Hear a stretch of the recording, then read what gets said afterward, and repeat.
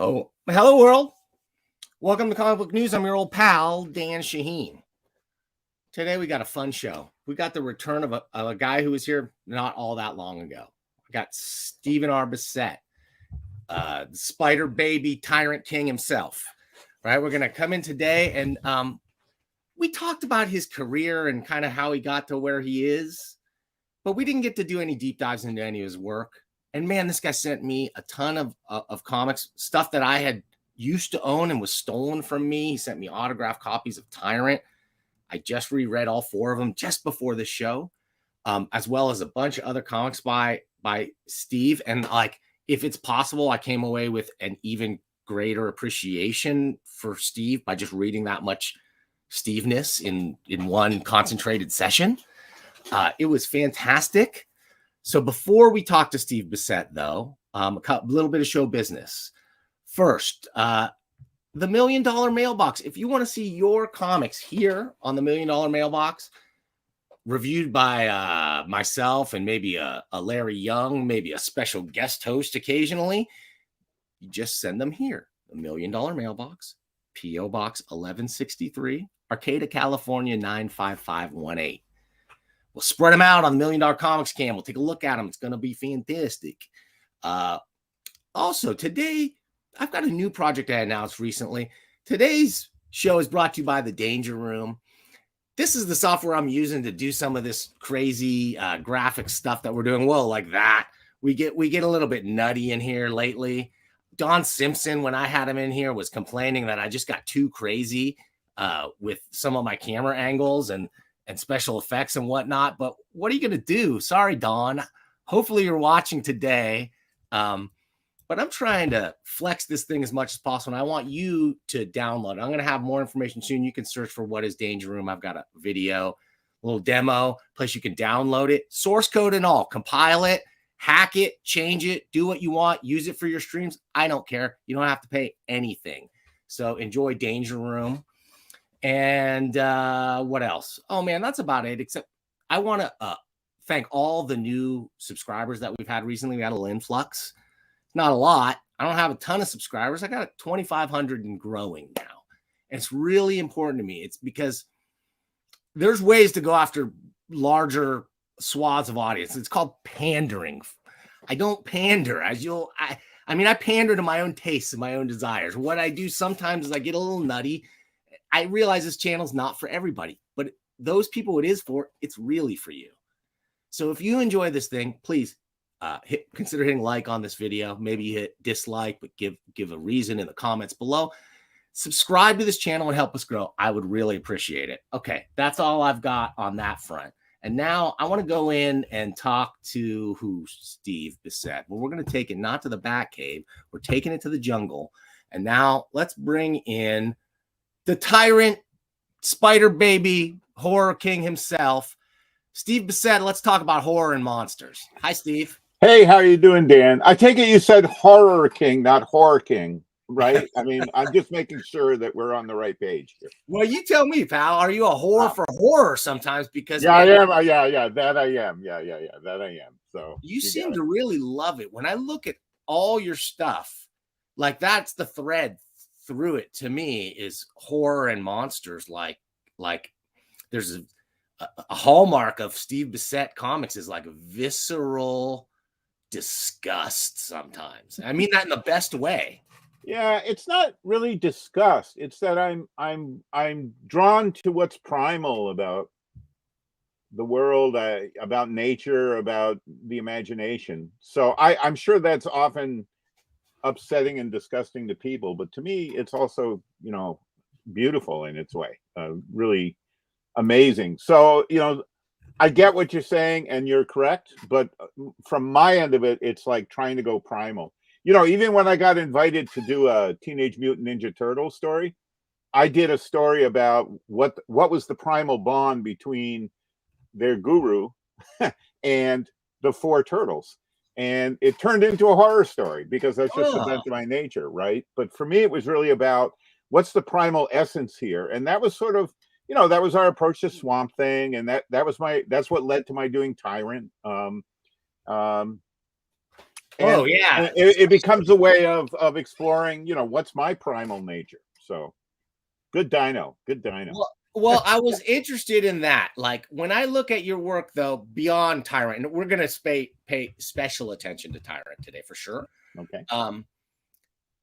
When I was looking at Spider Baby, I mean, there is stuff. There's whole stories about eating shit, and like I don't want to dwell on this too much. That it's disgusting. I mean that in the best way. Like Well, you it's know, being a professional freelancer in the comic book field, I learned how to eat shit and like it. So we can go there. But well, yeah, I know what you're talking about. Yeah. And you know, the Spider Baby comics, there were only 2 issues that I put together. Those were collections of my earlier work. So yeah, I mean, it was definitely horror is definitely my boot camp. You know, that's definitely my go-to zone. since we brought them up, why don't we take a quick peek at those over in the $1 Million Comics cam? So let's take a peek at this stuff, huh? Spider Baby. Explain to me what the concept of the Spider Baby. Spider Baby came from when we were starting Taboo. It was originally John Toddleman and I as partners on Taboo, and Dave Sim, the creator of Cerebus, had extended an offer to John Toddleman and I, and he extended the same offer to Frank Miller, Bill Sienkiewicz, Alan Moore. He would bankroll anything we wanted to do. Amazing. So I know what was in Dave's mind. He wanted Alan, John, and I to just pick up from DC and do our own Swamp Monster comic. But instead, John and I said we want to do the Ultimate Horror Anthology. Long story short, for a number of reasons, Dave chose to pull out of publishing. He went through a whole debacle with Diamond Comics, where the distributors were unhappy with Dave Sim, and rather than attack Dave, they attacked a comic book that Dave was publishing, which was Puma Blues by Steve Murphy and Michael Zulu. Yeah. And that was inherently unfair, right? That it was basically the bully in the schoolyard mentality. Oh, I'm mad at you, but you're bigger than I am, or you're a customer I can't afford to lose. So I'm going to pick on these 2 kids because they look more vulnerable. And that led Dave down an ethical alleyway where at the end of it, he went, I can't publish anymore. You know, if I'm turning the creators who I'm supporting via publishing into targets, I should not be publishing. So Dave called my first wife and I, my wife, Nancy O'Connor, whose name is now Marlene O'Connor.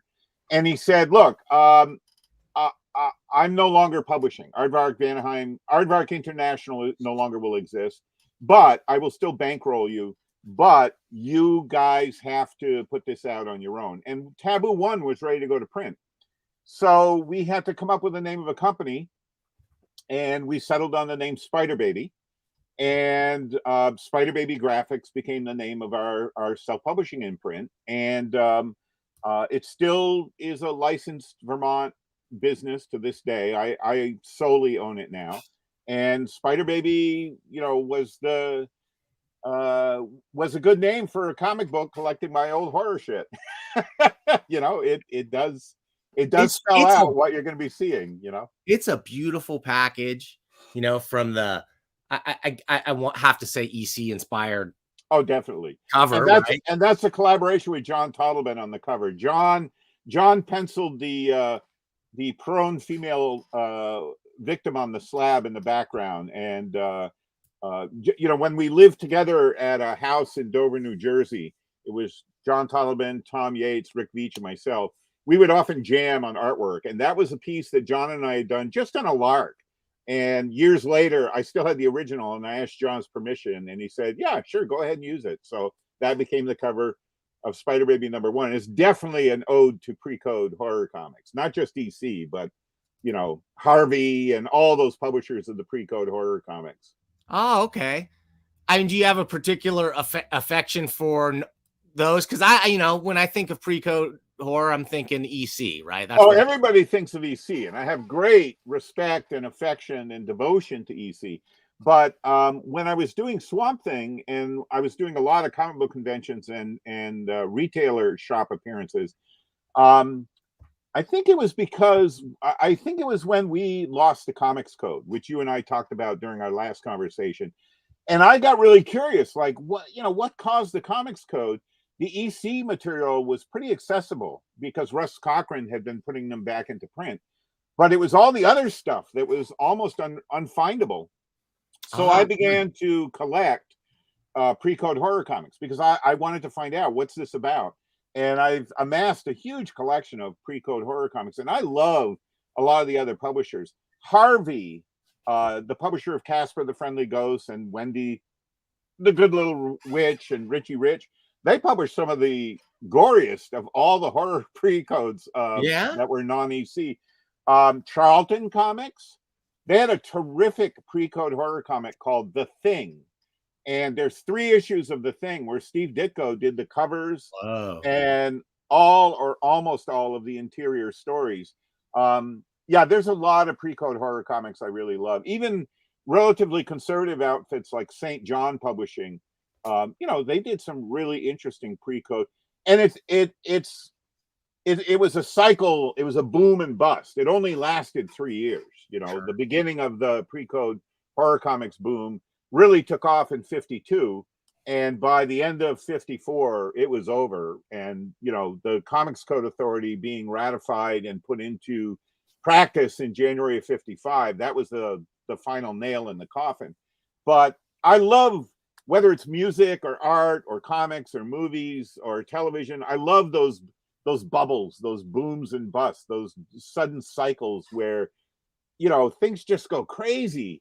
And part of it is the money people don't understand it, so they'll try anything. They'll bankroll anything. So a lot of my early comics career is my exploring what might it have been to work as a cartoonist during the pre-code era. Because when I entered the field in 1977, I mean, it was an incredibly conservative, staid time in comics. So I had to seek outside venues, independent publishers like Larry Shell, independent fanzines. That's how I first connected with Craig Yo. I submitted some work to Craig Yo, friend of the show. Yeah, and that wasn't just me. It was also Rick Veitch, Tom Yates, John Toddleman. We were all trying to get our foot in the door somewhere, because it was hard to get your foot in the door at the majors. But I lucked out. Even when I lucked into working with Rick Marshall, who was an editor up at Marvel Comics, Rick was the editor of this black and white Marvel magazine. I think it was called Marvel Preview, but Rick turned it into Bizarre Adventures. So I just happened to be, in the door at Marvel and get my foot in the door right when it was possible to do some strange work for Marvel. And that window closed by 1982, so, and that's how it always goes. You get these little tiny windows of opportunity, or a door opens for a little while and then it shuts. So a lot of that informs this work you're looking at. That piece you're showing everyone right now, that's my 24-hour comic. Oh, that was my 24-hour comic. That was when Scott McCloud and I were really close friends for a number of years. We're still good friends, but we just don't see anybody anymore. He lives on the other side of the continent. But at the time, Scott and I were at a couple of shows together, and he couldn't understand why I was always so late with my comics work when he watched me sketching, and I could sketch really quickly. To explain it to you, Dan, I'm doing sketches at a show. I never have to lay eyes on those drawings again in my life. But the comic book work that I'm doing on my drawing board, I put a lot of time and energy into, because that work's going to see print, right? That's work for posterity. But Scott had the idea of, Steve, I have seen how quickly you can draw. I challenge you to do a 24-page comic in 24 hours. And he had all these rules. Once the clock started ticking, you couldn't stop the clock. You could do whatever you want during the 24 hours. Make lunch, make dinner, take a nap. But you have to finish your 24 pages within that 24-hour block of time, regardless of what diversions or other activities you might pursue. You could not do any preliminary work, right? No prep work. You had to just start when the clock started. And when I had a comic book shop, we participated in 24-hour comics. We hosted guys there for it's a whole thing now. But that started with a phone call. That started with Scott McCloud calling me up saying, Steve, I challenge you. And being a Vermont kid who grew up swimming in quarries, you learn from a very young age that if somebody wants you to jump into a quarry, you say, you first. And that's what I said to Scott. Okay, you do one first, and then I'll go. And that's what we did. Scott did a 24-hour comic, but he didn't show it to me. That was another part of the deal. He was just going to do it, and he was going to call me saying I did it, and then I would do mine. And that story that you're looking at in Spider Baby is a reprint of the 24-hour comic that I did. Now, there were aspects of Scott's rules, like you could prepare your materials, right? You could get your paper before you sat down and the clock started. So I thought about the problem, and I went, okay, I'm going to get sheets of white paper, and I'm going to get sheets of black paper. Yeah. And without planning it, right from the beginning, I started alternating white page, white paper, black paper. And that, it was almost like setting a metronome, setting a beat if you're a musician. Yes. And I found the rhythm of the story through that alternating of white paper, black paper, white paper, black paper. And that also means I was only drawing with drawing tools like white ink pens, whiteout pens, whiteout chalk, anything that allowed me to put white marks on black paper. And I also had some stickers so that I could do the lettering normally, cut it out and stick it down on the black construction paper. And that allowed me, without wasting time in ink, right? Because you would eat up a lot of time laying ink down on paper. So going white, black meant that I like Scott, I got to the end and I still had some time. So I drew a title page. I drew a cover. And I thought, I did 25 pages in 24 hours. I thought it was amazing. I thought I was going to be sassy, like, see, Scott, but he had done the same thing. Well, because when I looked at this, I thought, the work's a little loose for Bissette, but I love it. Like I never in a million years would I have guessed it's a 24-hour. Never would I have guessed that. And I never would have come up with that story if it weren't for that. I don't know where that story came from. It just kind of poured out of me, When you get put in a box that way, sometimes it forces the creativity out, right?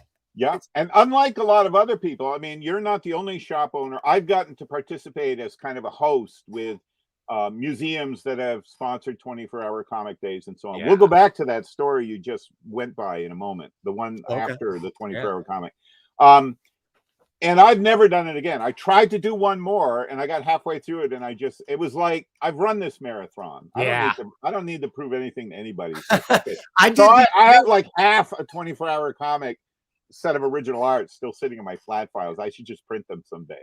I did the event and it was such a rough event to run, just to be in the store. Oh yeah. I'm there all the time anyway. And it was tough. Well, and you're also dealing with, what do people do when they're like trapped in a room for a full day?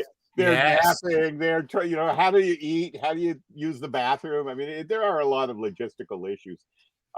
So that other story, that one, that is the story Cottonmouth. Yeah, so good. And that is another experiment. I said to you when we talked last time that I hate the grid. I came to hate the rectangle of the comic page.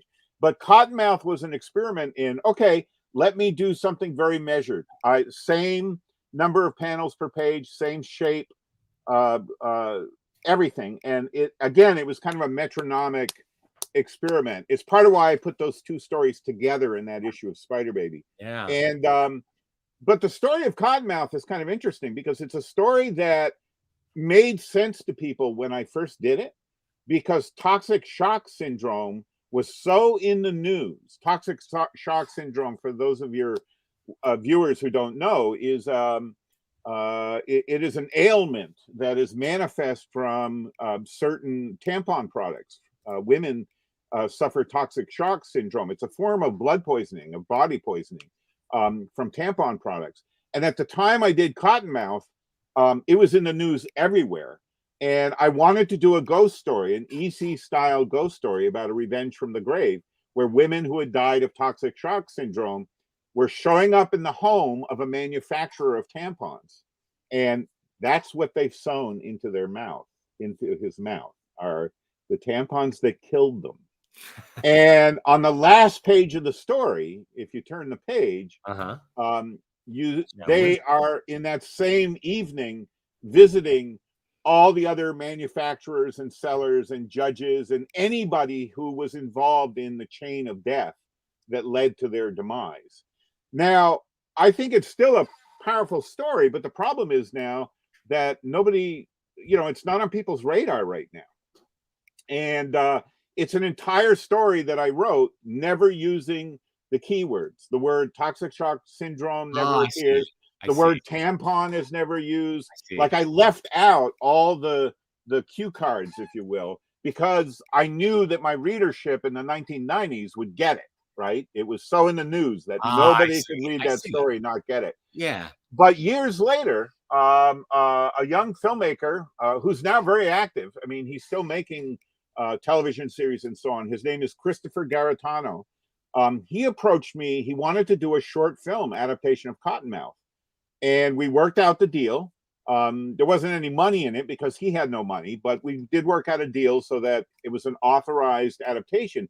But I told him from the get-go, I said, here's the problem. Nobody's going to understand the story anymore, right? Even the cue of the title, Cottonmouth. I mean, that's a cue right there, right? And he made a really interesting short film, but it doesn't work because, again, it's now divorced from the context of the social reality that the story was written and drawn in. So, I to me, I'm still proud of it. I still think it's an effective horror story. But like some of those socially concerned EC comic stories, once you take them away from their era, they no longer have the urgency. They're no longer, and that's part of why with my other work, I usually go for more primal content. I try to find something that's universal, that's always going to be true for people. I think if you want to do timely stuff, but like if you were to reference like, specific toxic shock syndrome or maybe even specific politicians or manufacturers, that dates it in time. You got it. Something that it really, you can read it and it's horrific no matter what. One of the books I did recently as an author, it wasn't a graphic novel. I wrote a book on David Cronenberg's The Brood, which is a terrific horror movie from 1979. It was David Cronenberg's third horror mainstream feature film, that played in theaters. And it was his fourth feature film that was a commercial vehicle. His third feature film was a race car movie, and most people don't know about it, called Fast Company. Now, the reason I'm bringing up The Brood is Cronenberg took a lot of heat when that film came out. There were critics who attacked him saying, why aren't you doing something progressive? Why aren't you doing something relevant? And in my book on The Brood, I make the argument, well, he was, right? If you know anything about Canadian history, and now people have it in their mind again because there was that very recent scandal about all the orphans' graves that have been discovered at one of these Canadian, orphan children's care facilities. Well, those kind of scandals go back to the 40s and 50s.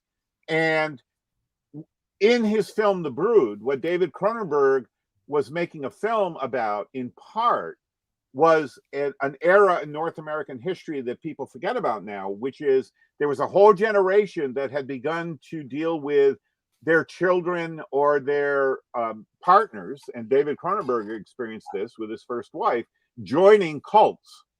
New Age cults, religious cults, the Moonies, right? Like these kind of cults were popping up everywhere in the 1960s and 70s. It was part of the hippie movement, and then it became Sure. part of the New Age movement. Sure. But Cronenberg was smart, right? There are other films that were made at the same time as The Brood that were about deprogrammers, right? People who were hired by families to kidnap their children from the cult they were living in, the commune or the alternative living facility they were in, and they would kidnap their children, Sure. shut them in a hotel room with a deprogrammer, and these people were basically trying to they call them deprogrammers because they were trying to strip away the personal alterations these people had gone through once they joined a cult. Cronenberg was More like smart. reprogrammer. Well, yeah, right. I mean, it's the equivalent of. I grew up in a military family. It's the equivalent of boot camp, right? People get drafted or join the military. They drop you in boot camp. That's all about deprogramming you. It's about strip away everything about you that defined you as a member of a family and make it so that you are now a member of the military. This is your new family. This is your new life agenda. It is a form of programming. What Cronenberg did that was smart is when he made The Brood, he created a fictional circumstance. It's the fantastic element of the film.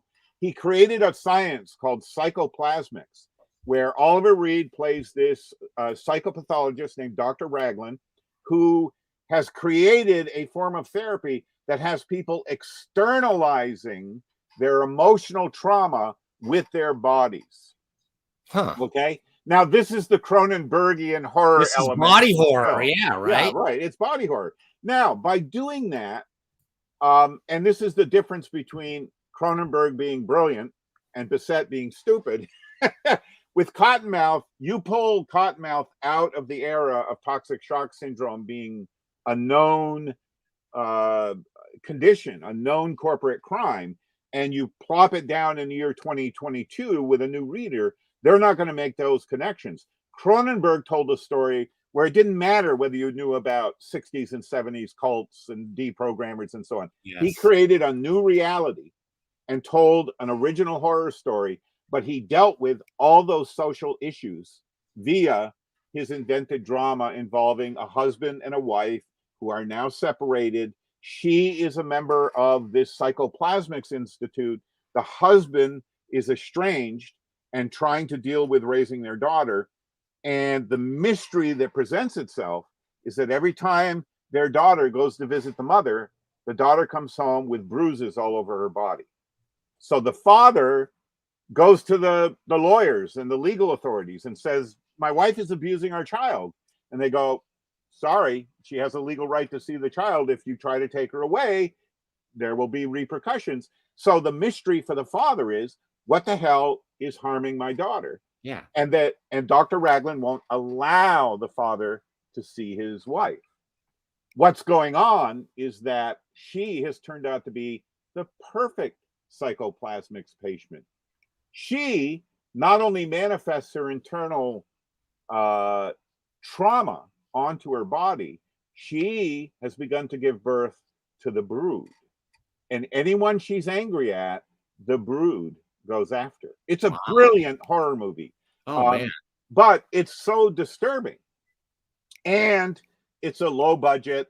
It was released by New World Pictures, Roger Corman in 1979. So it was an easy movie for the critics to go, what an ugly, sick little movie. I mean, almost every review that appeared in a newspaper, and very few newspapers reviewed it, were reviews expressing complete revulsion at this movie. I look back at this film and I go, oh my God, this is brilliant. Like, this is what horror does. And I use the discussion of The Brood to also talk about what is the function of the horror genre? How does it work? How is it that all those critics, including genius critics like Robin Wood, not only miss the point of The Brood, but in discussing it, misrepresent the movie entirely? So, and that's usually what happens with the horror genre, right? I think it's really easy. I mean, like, for instance, myself, I've never considered myself a horror fan. I'm not a horror guy, but I love these comics, and I love many Cool. comics that can be, sophisticated suspense or whatever you want Right. to call them. You can get into them when they're done well and thoughtfully, and like what you're talking about in The Brood. And it's Right. just, the horror movie was such a low budget schlock fest affair for so long that so much garbage, so many garbage horror Well, movies. sure, but because it's under the radar, that's where amazing stuff happens. Okay, one of the people in the comments just mentioned Blue Agreed. Sunshine. That's a great low budget horror movie. Blue Sunshine's plot. This is the plot of Blue Sunshine. A group of people who took a certain form of LSD when they were in college, and it was an LSD called Blue Sunshine. Oh, okay. Now they've grown up. They're politicians, they're housewives, they're doctors. Well, a decade later, one of the side effects of Blue Sunshine is your hair falls out and you go homicidal. It is a film that both manifests what happened to the counterculture generation when they all went straight, and here is the materialization of every lie that the 60s generation was told about drugs. What if it did happen? What if it did happen, right? Yeah, right. Yeah. I took acid. I took peyote. I'm still waiting for that. Yeah, me too. Flashback they told us we were going to have. I've never, it's like, bring it on. But I also, I don't have the jetpacks and I don't have the flying cars and all the other shit they promised. I think it was Norm Macdonald who said, like, man, I always thought the flashback, that's like an extra bonus that, like, yeah, we didn't get that. And I never got. We never got that. But Blue Sunshine, again, Warren Smith is the person who brought it up, is that, that's another brilliant little low budget movie. The interesting stuff to me in the pop culture, some of it comes out of the mainstream. And I have a lot of friends, Chris Golden and others, that love the Marvel Comics universe. And I find it tedious just because nothing new or interesting has really come out of it. All the stuff that blew me away growing up and all the stuff that blows me away as a 67-year-old is the weird shit that comes out of the woodwork. Look at the horror films that were pissed all over when they first came out, that changed everything. Night of the Living Dead, right? George Romero's Night of the Living Dead. It was despised when it came out in 1968. How can anybody make this? Variety trade newspapers said that Night of the Living Dead reflected poorly on the entire industry. Like, why would a movie like this be made? And it changed everything. It revolutionized everything. Eraserhead, right? David Lynch spends 5 years working in complete isolation with this crazy group of his friends, where they make poor Jack Nance have that weird haircut for 5 years. And then the movie comes out, and it is the most amazing dream/nightmare movie that had ever been made up to that point.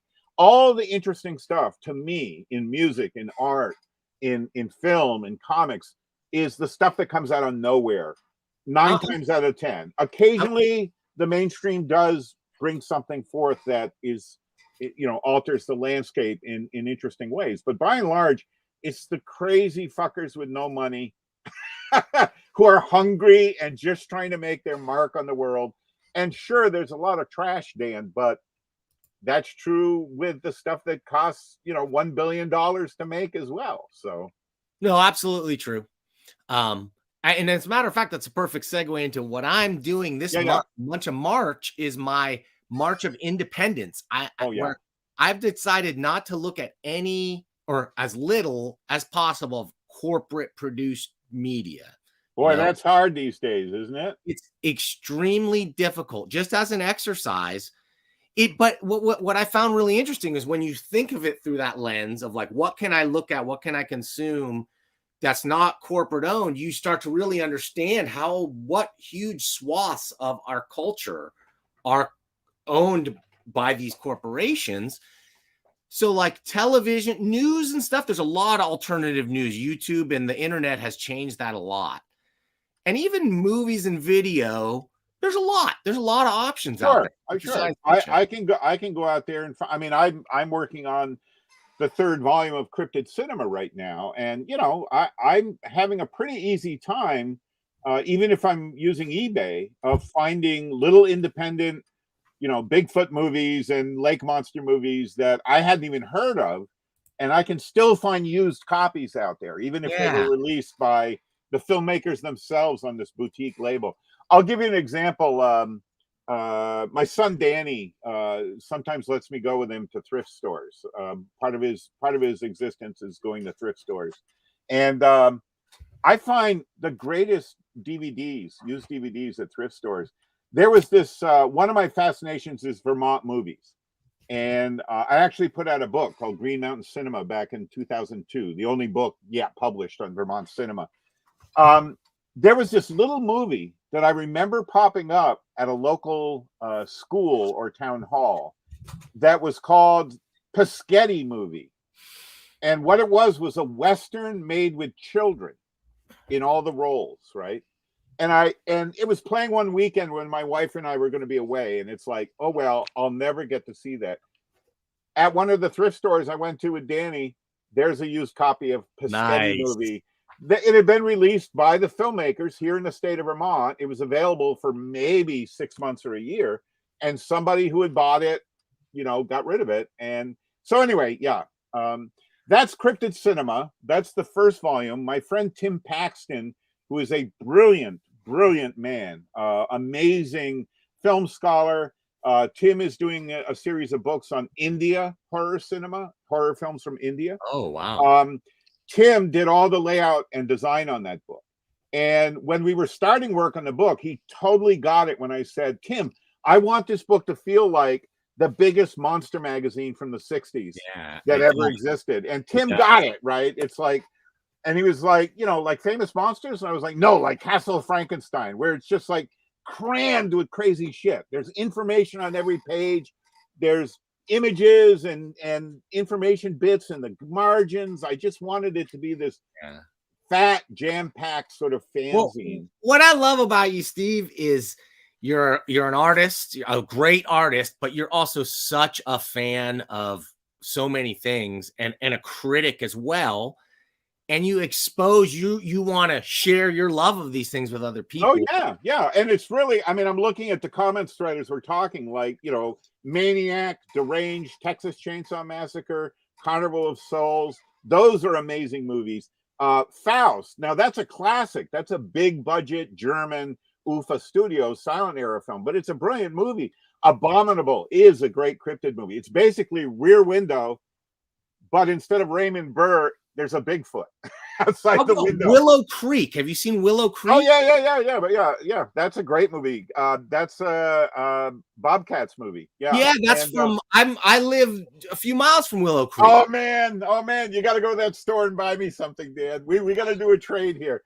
For sure. And Legend of Billy the Kid. I know that movie. It is a Welsh film. I bought a copy from the UK.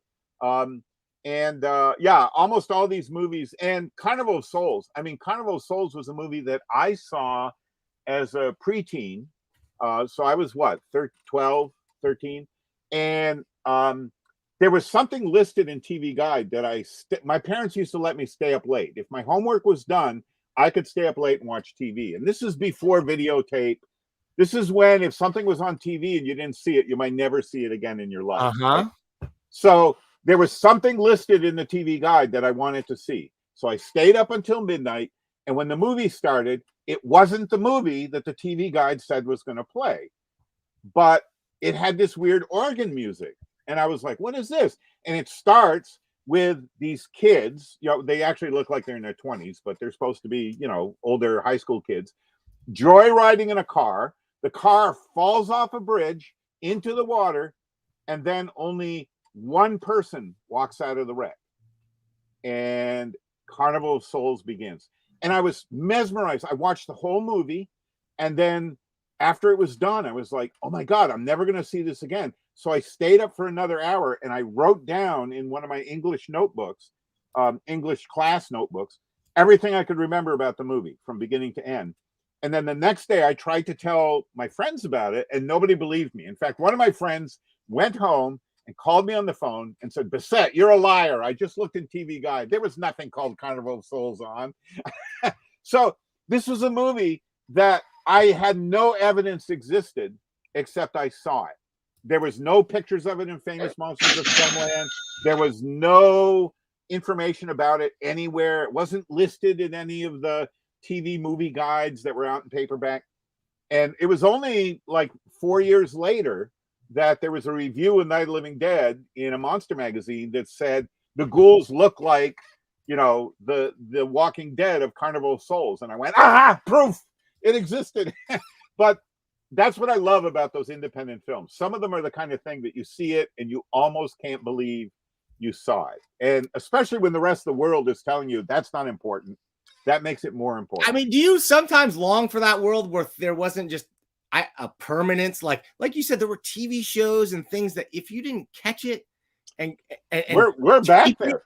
We're back there, Dan. I mean, look at how corporate ownership of streaming has begun removing things. How many people out there? How many people out there who have Kindles woke up one morning and found some of the books they had bought were gone? Totally no longer on their Kindle. We are going to experience within the next decade a huge quantity of the pop culture we take for granted now being completely inaccessible. Wow. It will be gone, right? You think when I see or at least behind a paywall, or what do you? If I see it owned by someone and excised from public viewability. Well, take a look at what Disney's doing. Disney is removing Fox product. They bought 20th Century Fox. They are removing Fox product that was available on Blu-ray, DVD, 2 years ago, 5 years ago. That stuff, some of that stuff's going to vanish. Look at how people are considering Blu-ray and DVD, physical media obsolete. Like, why buy it if I can watch it streaming? Well, I'll tell you something. In 3 years, when I still remember when Back to the Future was no longer available anywhere and video stores were gone, I got phone calls from friends saying, Steve, I hear you have Back to the Future on DVD. And I do. And it's like, could we borrow it? And it's like, well, no, because I can't replace it. And I'm not being an asshole, but I've learned the hard way not to loan out, my movies because they don't come back a lot of the time. And that's a bit. Back to the Future is not an obscure movie. No, but we go through these, and let's not forget in corporate culture. I'll give you one example from history. When Dino De Laurentiis remade King Kong in 1976, he wanted to destroy all prints of King Kong from 1933. Whoa. He wanted to wipe out every evidence of King Kong so that his King Kong was the only King Kong. Now, fortunately, he couldn't do that. That was impossible, but he wanted to. Let's also not forget that a classic horror film that just celebrated its centennial anniversary, Nosferatu. Nosferatu was an illegal, unauthorized adaptation of Bram Stoker's Dracula. And when Bram Stoker's widow found out about it, she won in court. And all the negatives and interpositives of Nosferatu were supposed to be destroyed. Thank God that prints were out there in the world, in Czechoslovakia, in parts of America, in Australia. And to this day, we still can buy different versions of Nosferatu because different film archivists and restorations have tried to put back the complete film as it was in 1922. But all this stuff that everyone takes for granted today is always going to be available isn't true.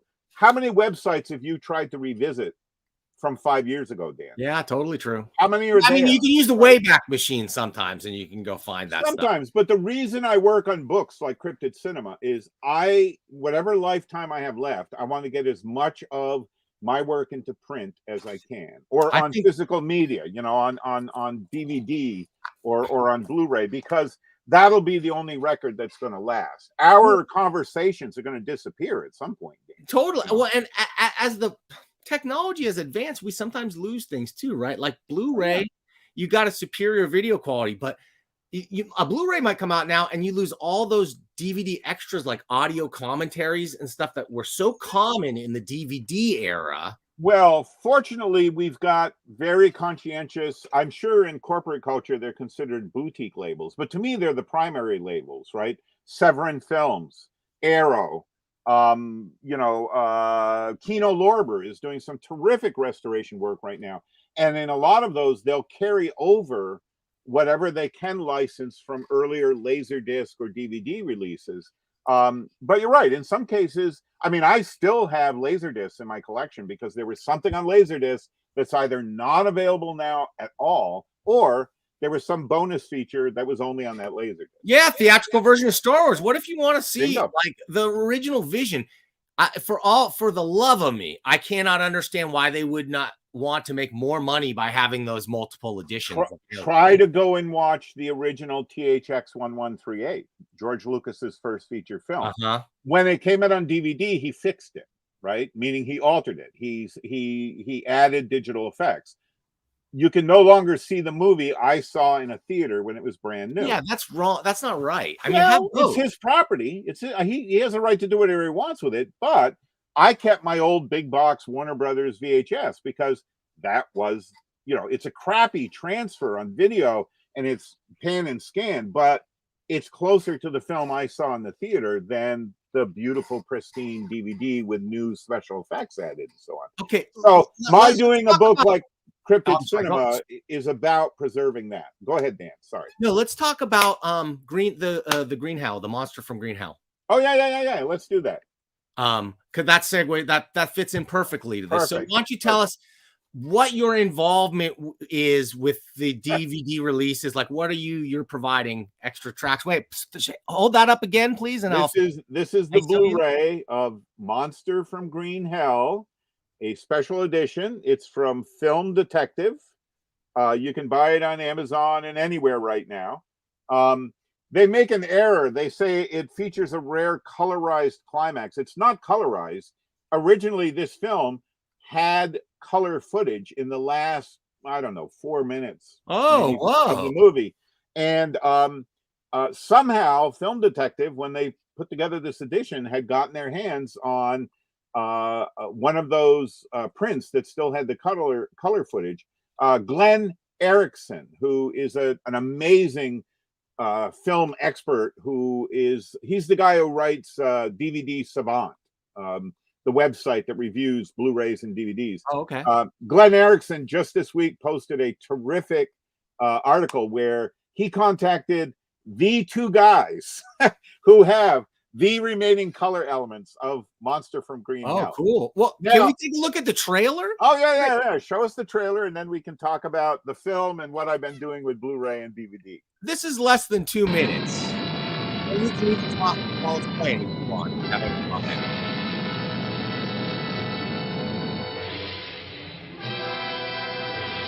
No, great use of stock becomes the graveyard of man and beast as the mighty herd stampede in panic before the paralyzing fear of these monsters from the Green Hell. The animals flee from Green Hell. This I have seen. And there is something, perhaps even monsters, but a thing of nature, not of evil spirits. This is the drone of death.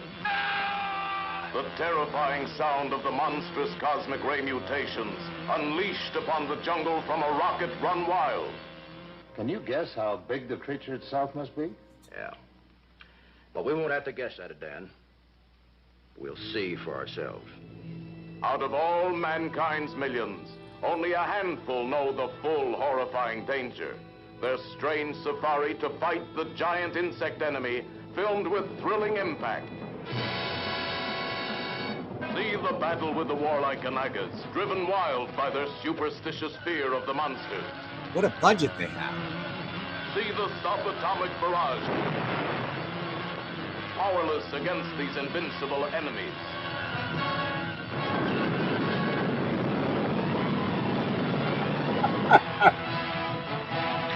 How can you resist?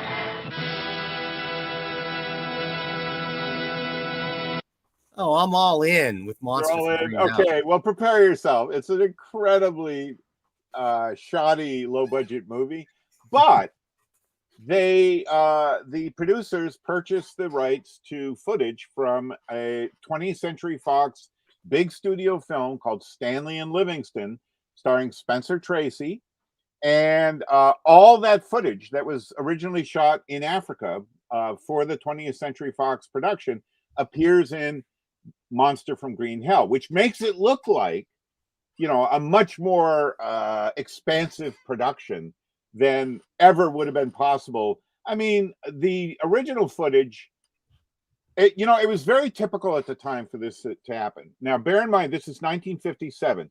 So this is before the major studios had sold their film libraries for syndication to television. So unless you had seen Stanley Livingston in the theater, right, all that footage would look brand new to you.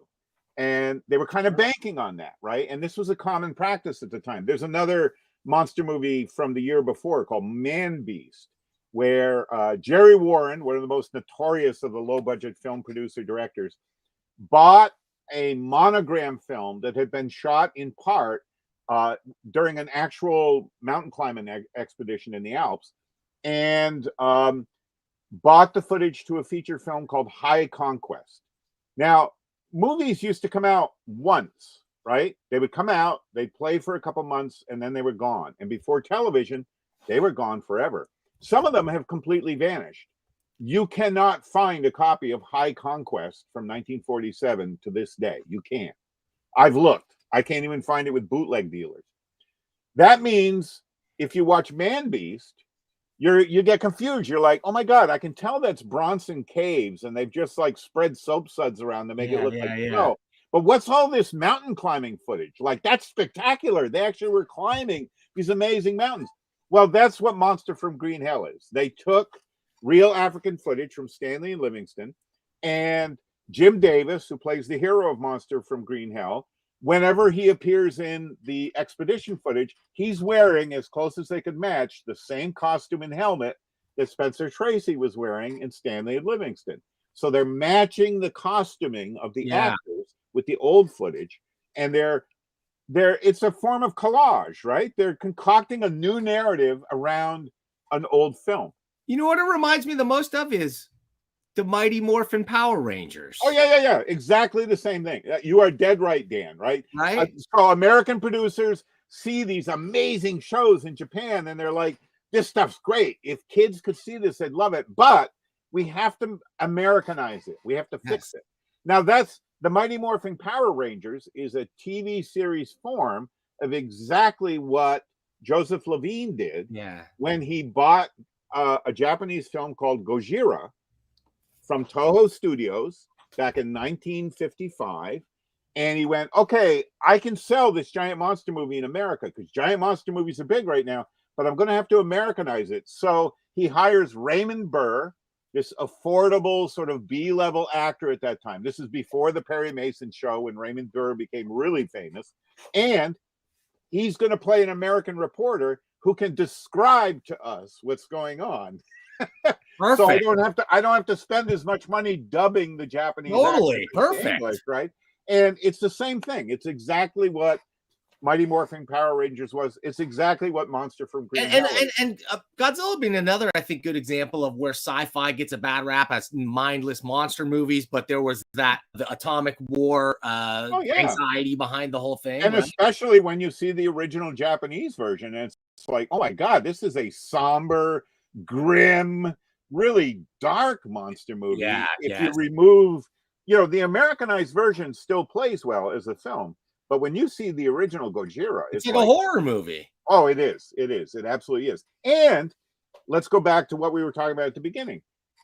At that time in Japan, it was very problematic to even mention Hiroshima and Nagasaki. It was still an occupied country. They were just beginning to lift the laws that had been imposed by Americans after World War II. And even though there was a film made about the same time, the first live action feature film that concerned itself with radiation victims, it was a real taboo. So how do you get around that? You make a monster movie.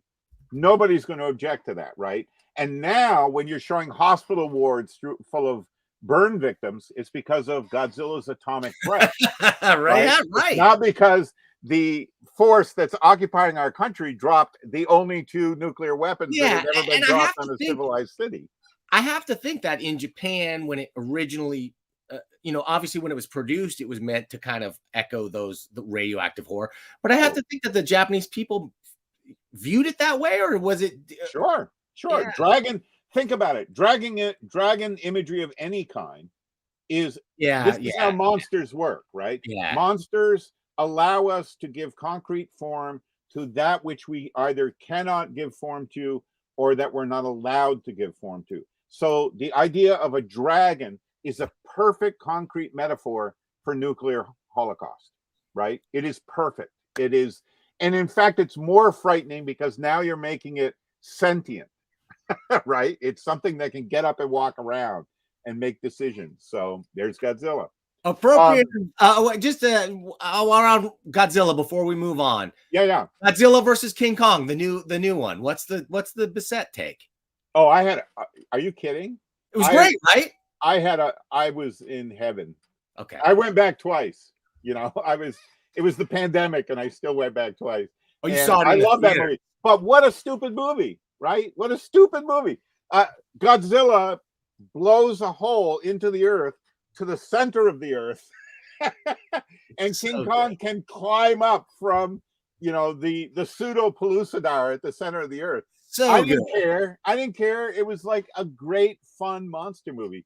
The fight on the aircraft carrier, it reminded me so much of they walked the line of the goofiness of the old movies and brought it with the new special effects, and it was for me, Skull Island, the prior Kong film, King Kong versus Godzilla, or Godzilla versus King Kong, was the sequel to. Skull Island was a terrific monster movie for two reasons. One, they finally made a movie from the war that time forgot, from Star Spangled War stories, right? So much of Skull Island was Robert Kanigher and Andrew and Esposito's War That Time Forgot, but now on the big screen. Right down to that crazy scene where they're walking through the jungle and it's like they think it's bamboo stalks, but it's the legs of a giant spider. That's right out of The War That Time Forgot. Literally. Okay. I mean, I could find the issue and show you the page.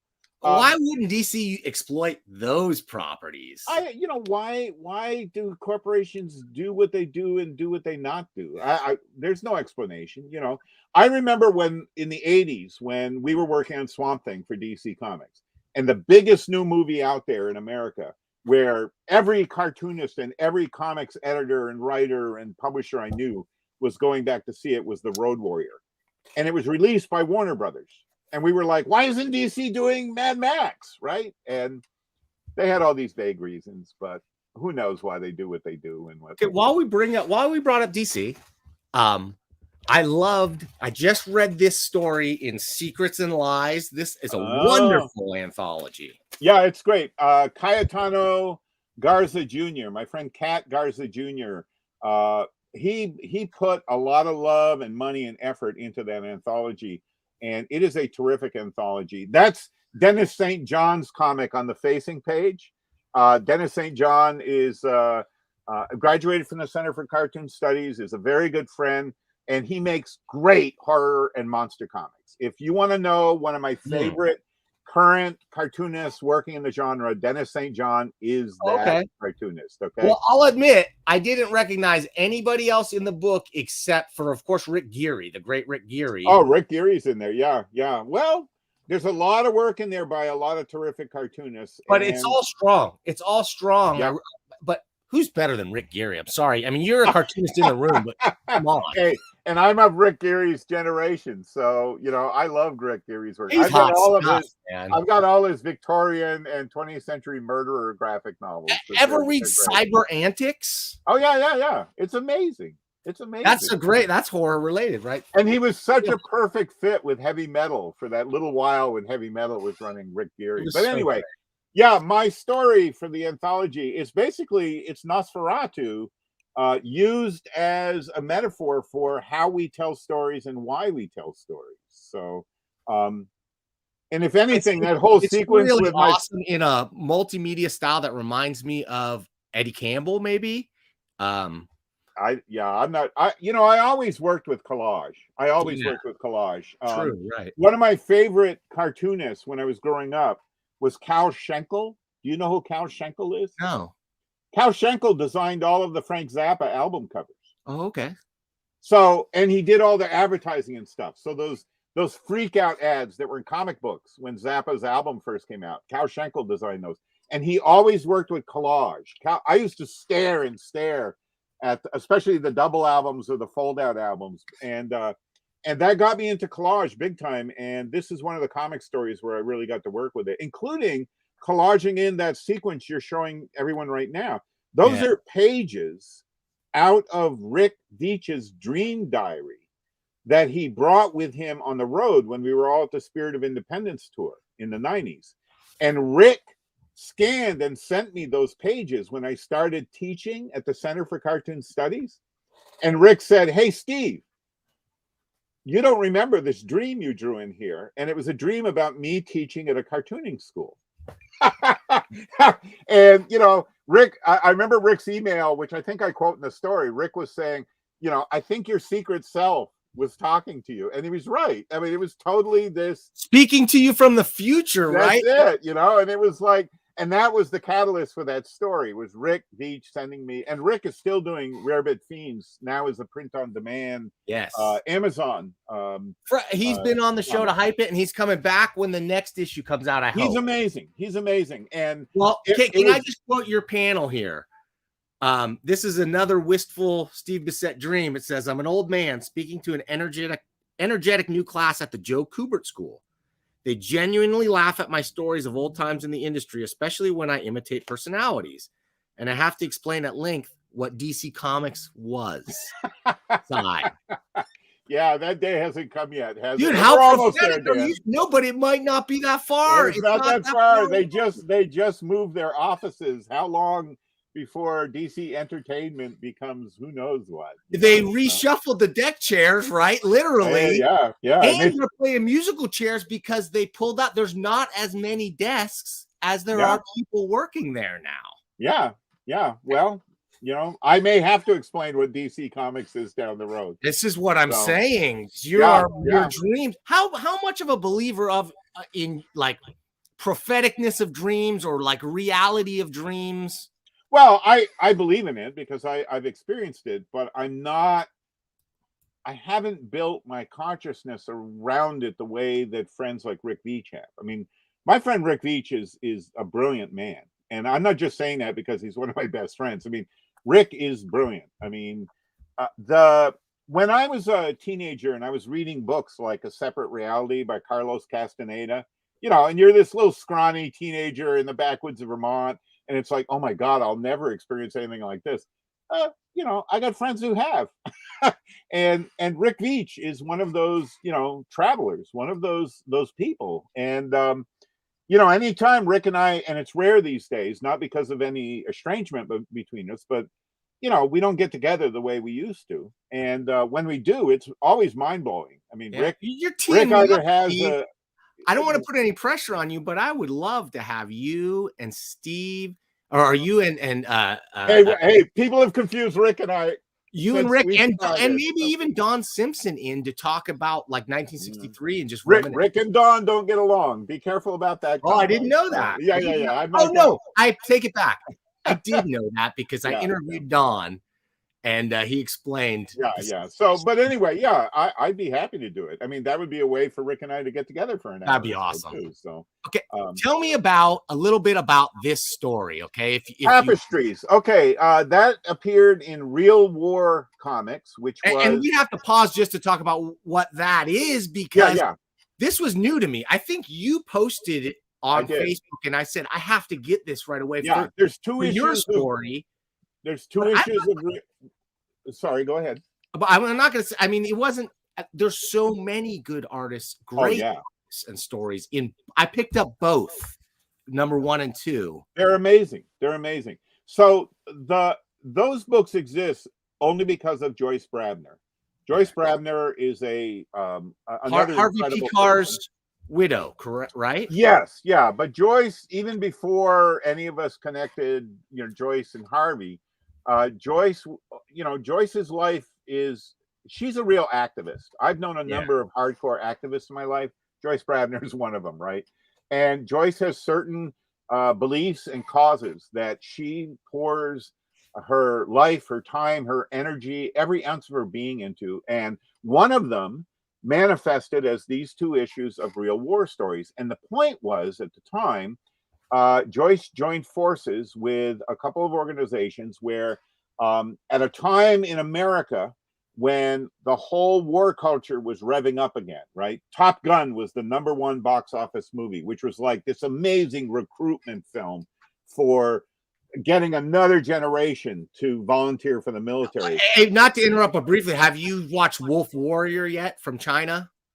Oh no, I haven't yet, but I have to. I'm sure it's very similar, right? You do. Okay, sorry. Keep going.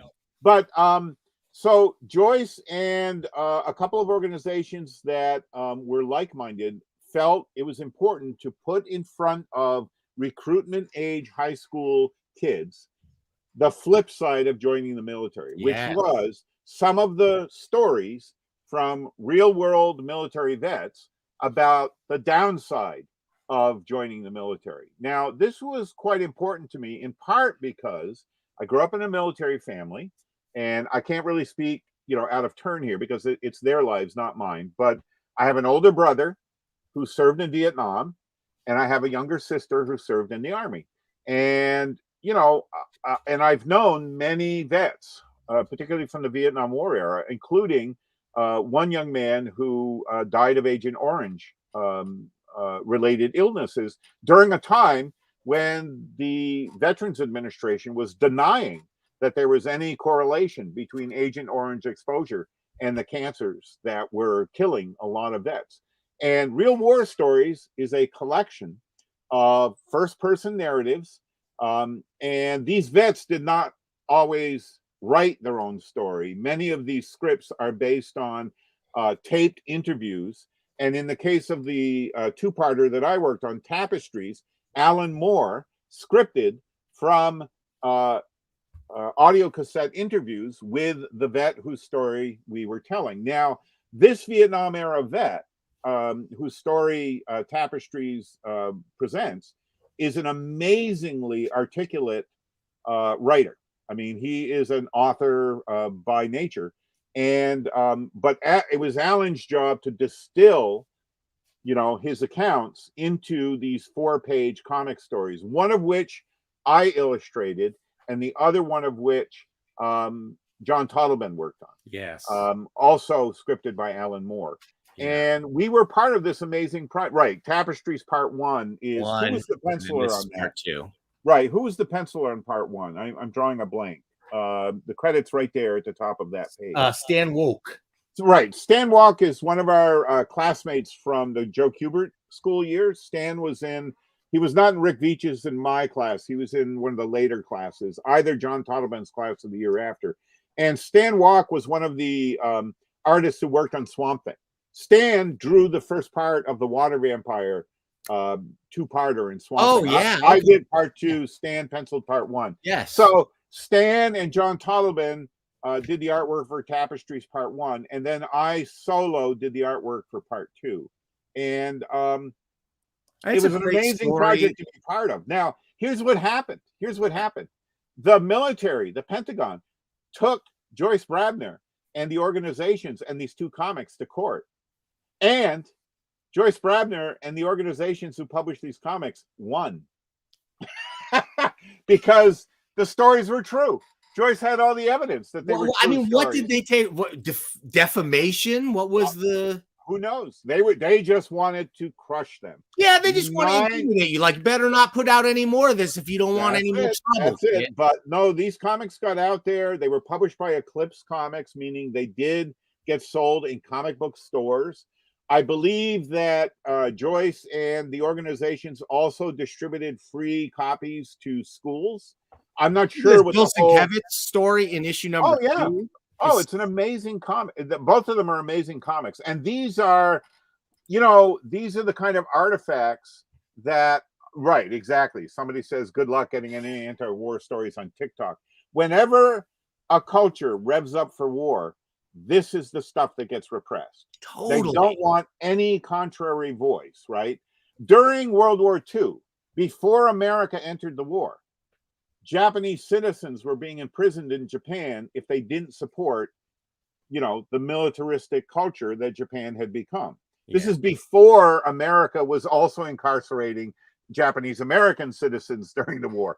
So, you're fucked on both sides of the equation. This is what I'm saying. And that's what your story was so great, because it's telling the story of a veteran. And he's remembering, he's going back in time to when he was in the war. Oh, yeah. And when he came back after the war to visit, and current day, and how he was hated there by the Vietnamese people. Look what happened during 2 presidential election cycles when the GOP went full bore, tearing apart any opponent based on their military service. They even tore apart the people running for office who were disabled vets, amputees, because they suddenly could vilify to a generation of voting Americans who were too distant from the Vietnam War to have any context for what it meant other than maybe Rambo, that they were able to destroy the reputations of people who had served the country when they were young and were still serving the country in government office, and Vietnam vets were still targets. Yeah, this has never been more timely. You can't win. It's just this like has never been more timely. I loved it. Well, I'm glad you got your hands on perennially. Sorry, say that again, Steve. I'm glad you got your hands on them. I didn't mean to talk over you, Dan. No problem. Yeah, that's my department, by the way, Steve. Talking over people was my job. Those are amazing comics, and there's just those 2 issues, and they weren't very expensive, were they, Dan? You know what? One was more expensive than the other. Which one? I want to say the number 2. Yeah, it got a lower distribution. Much lower print run. Look at this Mavrides on the back. Yeah, Palmer Brady's amazing stuff. Yeah. And Brian Bolt, such a great package all around and in full color, which is pretty rare from an indie of that era. Maybe not Eclipse, but Eclipse was doing almost everything in color by that point. Eclipse, I mean, I remember when Rick Veach and I worked with them on the 2-issue Bedlam collection, and I think it was Fear Book. We did a collection of some of the Scholastic Weird Worlds and Bananas stories I had done in black and white for Scholastic, and all those had to be colored. We got to work with Michelle Wrightson, the late Michelle Wrightson. We got to work with the late Ken Fedunowitz, one of our classmates from the Kubert School. Marlene did color on some of the stories. So Eclipse was, I think, by the end of their first year or second year of operation, Eclipse was trying to do everything in color, because Pacific Comics, in terms of indie comics, had made it so that in the direct sale market, color comics were sort of a necessity if you were going to compete. So yeah, I think one of these cost me more than the other for sure. I think the number 2 cost me like $10 or $12. But well worth it. What a great comic. Somebody just mentioned on the other end of the spectrum, Mutanimals. I've done a lot of work for a lot of crazy comics that people aren't aware of. I mean, it was such a blast to do. My good friend Steve Murphy was editing Mutanimals, which was being published by Archie Comics, if I remember correctly. And Steve loved my Bigfoot animation style of cartooning, which I rarely get to do. And Steve said, Bissette, will you do some pinups of the Mutanimals? And I looked at the characters and I went, yeah, that'll be a blast to draw. And, Mondo Gecko skateboarding and Leatherhead eating potato chips. I mean, I had a blast doing those pinups. And I think the last mainstream comic book job I did in America, because I retired from American comics in 1999. I came out of retirement because Chris Duffy contacted me. And Chris is one of the 4 great editors I ever got to work with. And Chris said, Steve, we'd like to have you do some monsters for SpongeBob comics. And I got grandkids now. In fact, my kids, who are now adult, haven't started having kids yet, but my wife, Marge, we now have 12 grandchildren. So nice. So I thought, well, if I do SpongeBob comics, that'll be, I mean, I can't show my grandkids Swamp Thing yet, but can't. SpongeBob is okay. And it was so much fun And Chris Duffy was a great editor to work with, and Derek Dryman, who was the primary writer artist, also a Kubert School alumni from later years, was fun to work with. I ended up doing 3 stories with SpongeBob. All of them monster stories. My job was to draw the monster. That makes sense. And I said to Derek, and I said to Chris, look, I don't work digital, right? Like I don't draw on a Wacom tablet. I'm not a digital artist. So I'll do my part, analog. I'll pencil and ink. They have to approve the pencils first to make sure my monsters weren't too, gruesome. It is a kid's comic. And once the pencils were approved, I did the inks on vellum as an overlay, and then I'd scan them and send them. And then Derek would do all the digital voodoo to combine. And on the first story I did, I'm not going to remember the title, but it was, it involved, who's the Aquaman character in SpongeBob? Well, I'm too old for SpongeBob. Okay, somebody out there knows. What's the Aquaman character, the surrogate Aquaman on SpongeBob? Come on, we're looking in the comments. I know you know. Not Mr. Nimbus. That's anyway, it'll come up. And with that story, I penciled the whole story. Like I even drew SpongeBob. And Chris had to explain, no. Nobody draws SpongeBob except Derek Dryman on. Oh, okay. So it's okay. But I had fun doing SpongeBob because I think SpongeBob is kind of a horrific design if you think about it. Like if he was really walking in front of you, it'd be pretty disgusting. Well, there's a cover. There's a cover that was done for one of the SpongeBob comics that I contributed a monster to. That was a pretty out there cover where they were basically drawn as realistic aquatic creatures, and it was very, very disturbing.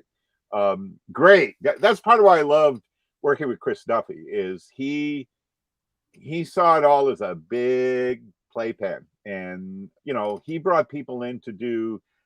Kelly Jones did that cover. Kelly Jones did the artwork of that cover.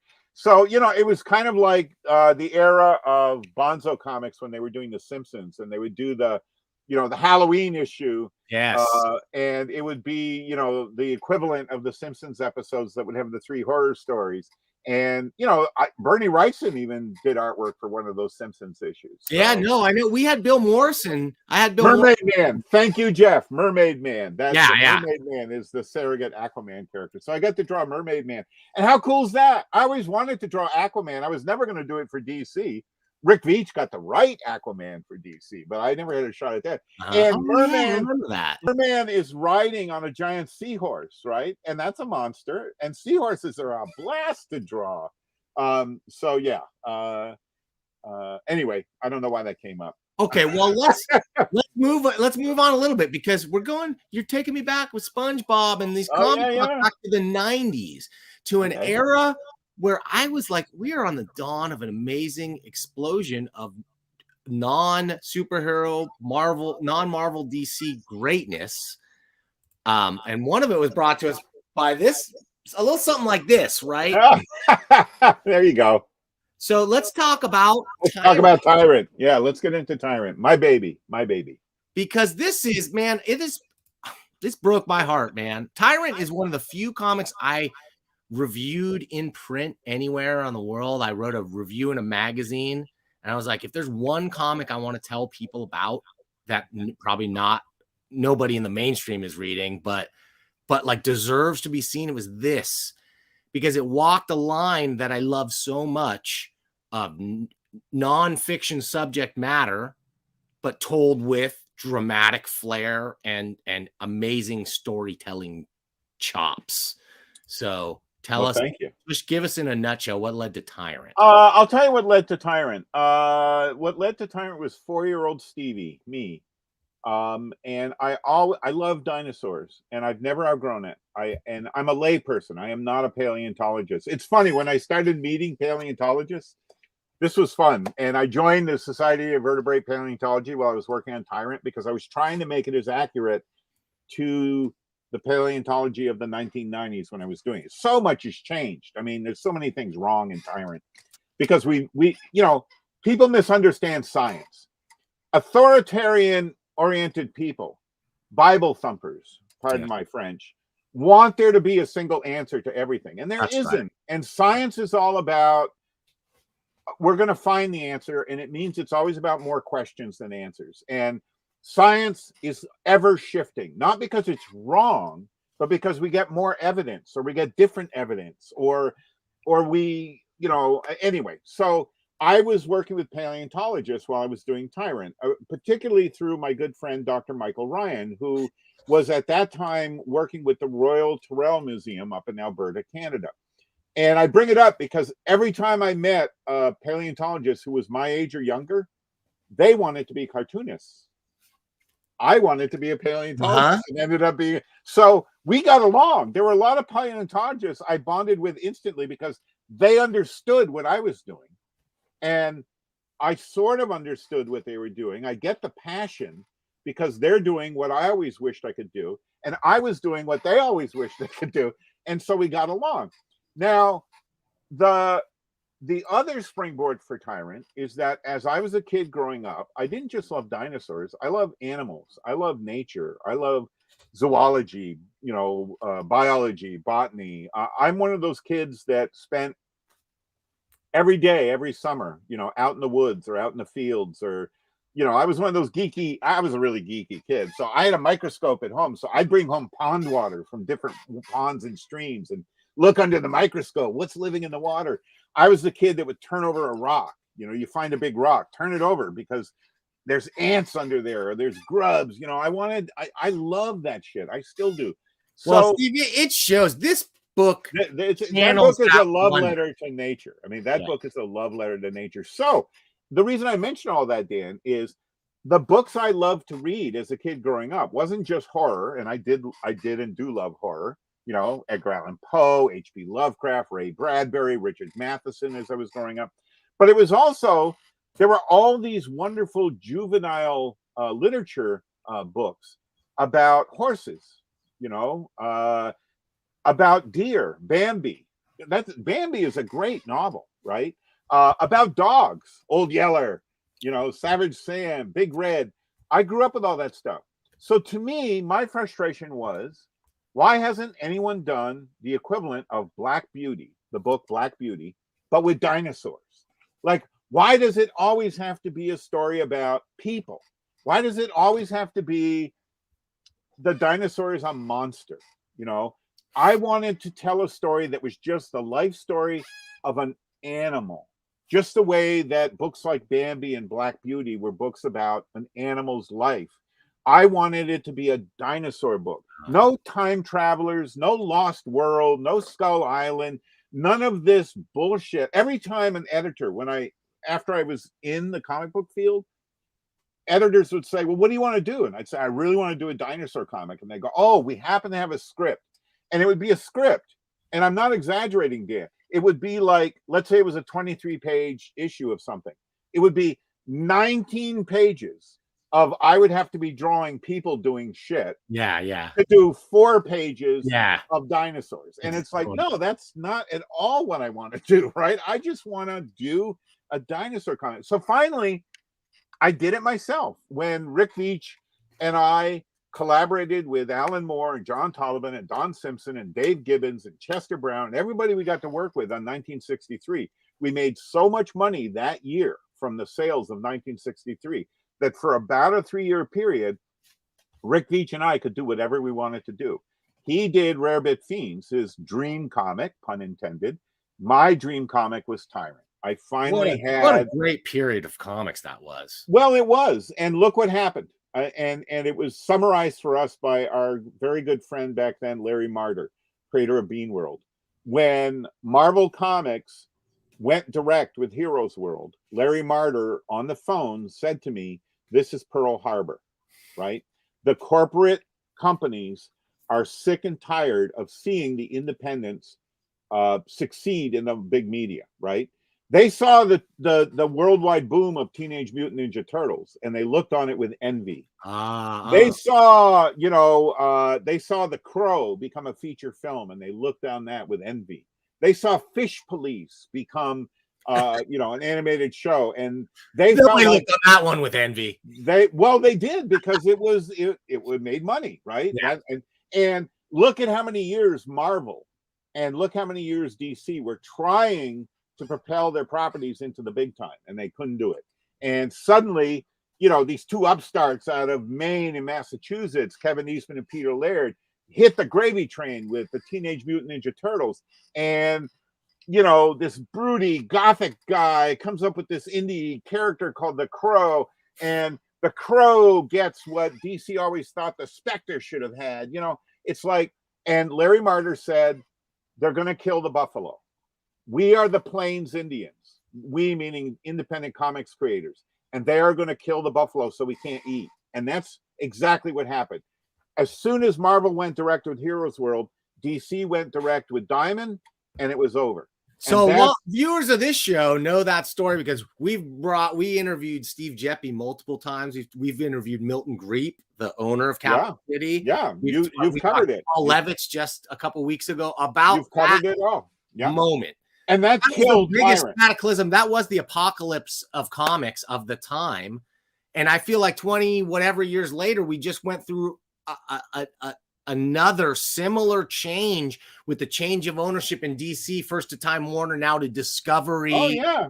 That's how corporate culture works. We're plankton or less. Okay, so plankton, if you and William Stout and Richard Delgado were in a cage fight, who would win? No. It's not a cage fight. We all love each other. I love their work. Bill Stout. I'm sure. Obviously, you're advertising Delgado's work here. I almost shit yesterday when I got a birthday well wish on Facebook from William Stout. It's like, oh my God, Bill. Right. I love Bill. I love his work. I got to meet him a few times. We hit it off, but we never see each other.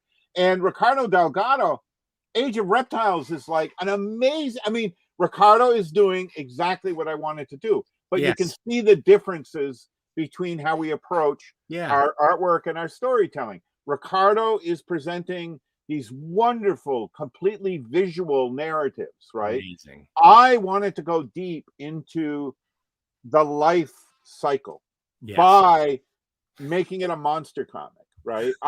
To me, it's I could have done a comic about white-tailed deer, but I don't like drawing white-tailed deer. I love drawing dinosaurs, and my goal, which is a bit different from Ricardo's Age of Reptiles. And again, I love it. I love Tad Galusha's dinosaur comic that's out there. I'm a huge fan of Paleo by my friend Jim Lawson. In fact, I scripted 2 stories for Jim Lawson. Great. I don't see us as being in a cage fight, Dan. It's like, man, the more the merrier. I wish there were 100 dinosaur comics out there, right? But I will say this. Who is going to devote an entire issue to the process in the egg? And the egg is an amazing thing. Right. This is how insane our culture is. We have an entire culture right now that is fixated on controlling women's bodies. And I won't get into the political arena other than to say that. And yet, everyone thinks it's odd that I spend an entire chapter at looking at what a fucking miracle an egg is. I mean, eggs are these, and I'm a fantasist. I love horror stories. I love science fiction and fantasy. I had more fun drawing that issue. That's like 2001: A Space Odyssey, but Tyrant is my star baby at the end of it. It's the ultimate Bissette moment because it's gross too. It's gross, but it's also beautiful. Look at those textures. I think I put more into the pen and ink work of that one issue of Tyrant, the issue 3, the development of the embryo inside the egg, than any other pen and ink work I had ever done in comics. And it was all about trying to capture these incredible textures and forms that develop inside of every egg, that's ever laid, except the ones we stick in our fridge to eat, Right. And I mean, I want to present the adventure of this life form, and the adventure of every life form, ourselves included, begins in the egg or in the womb, or both. And yet here we are in a culture fixated on controlling that aspect of reproduction, but who knows anything about it, right? We can tell when our politicians open their stupid mouths that they don't have a clue how any of it works. Totally true. And so to me, this was one of the transcendent things about doing Tyrant. Yes, I'm telling a dinosaur. It's a monster comic. It's a dragon comic, right? But by telling this being story, I can illuminate so many aspects about what I love about the world and life and nature. Yeah, it's a monster comic, but I'm in love with life. And again, you put so much back matter into Oh these yeah, as yeah. well. Well, look at the cost of the comic. What was the cover price? $2.95, right? Yeah. Well, that was a lot of money in 1993, 94, Not really. right? So I'm like, okay, when I priced it out, that package, that black and white package with color covers, cost a certain amount per issue. So I could only really afford to put in so many pages of comics. So I tried to make sure that it was a rich, full reading experience by including reviews of dinosaur movies, write-ups, fan letter pages. There's one great issue where a paleontologist actually that I commissioned an article from about the skull form of Tyrannosaurus Rex. I mean, I was going to do more and more and more of that as I continued Tyrant. And every issue has a section called the Gizzard, where I footnote what my sources were, and I also footnote what my decisions were, including what do we know and what do we don't know. I was asking paleontologists questions that nobody had ever asked them, Dan. Okay, here's one.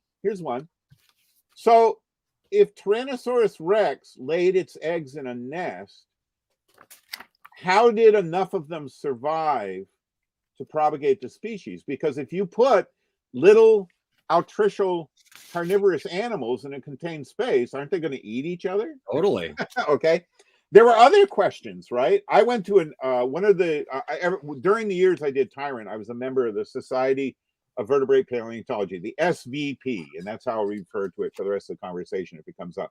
So I'd go to their annual conferences, which were always in a different part of the world. I was in Seattle one year, it was in New York one year, it was in Pittsburgh one year.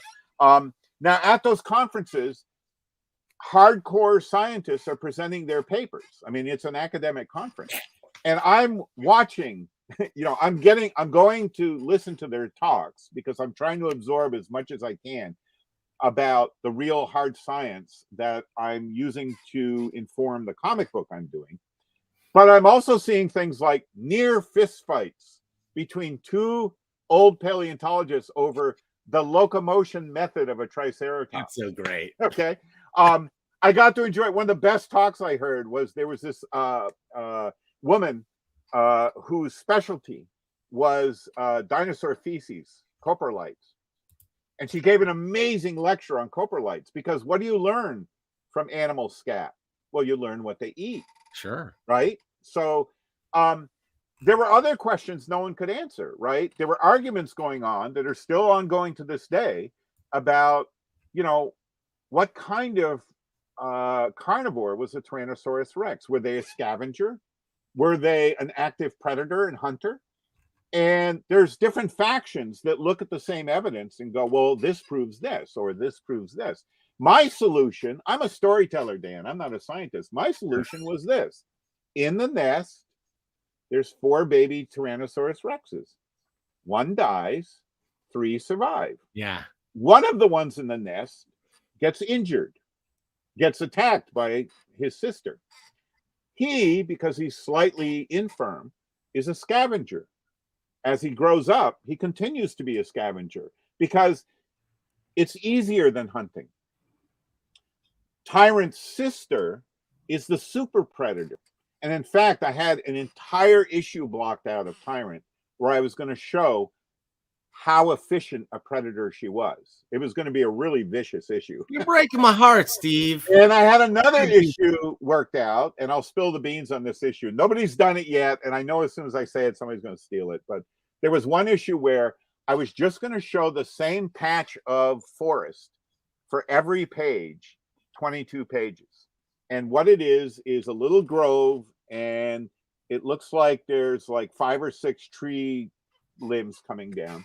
And I'm just showing you the life forms that are moving around in this part of the forest.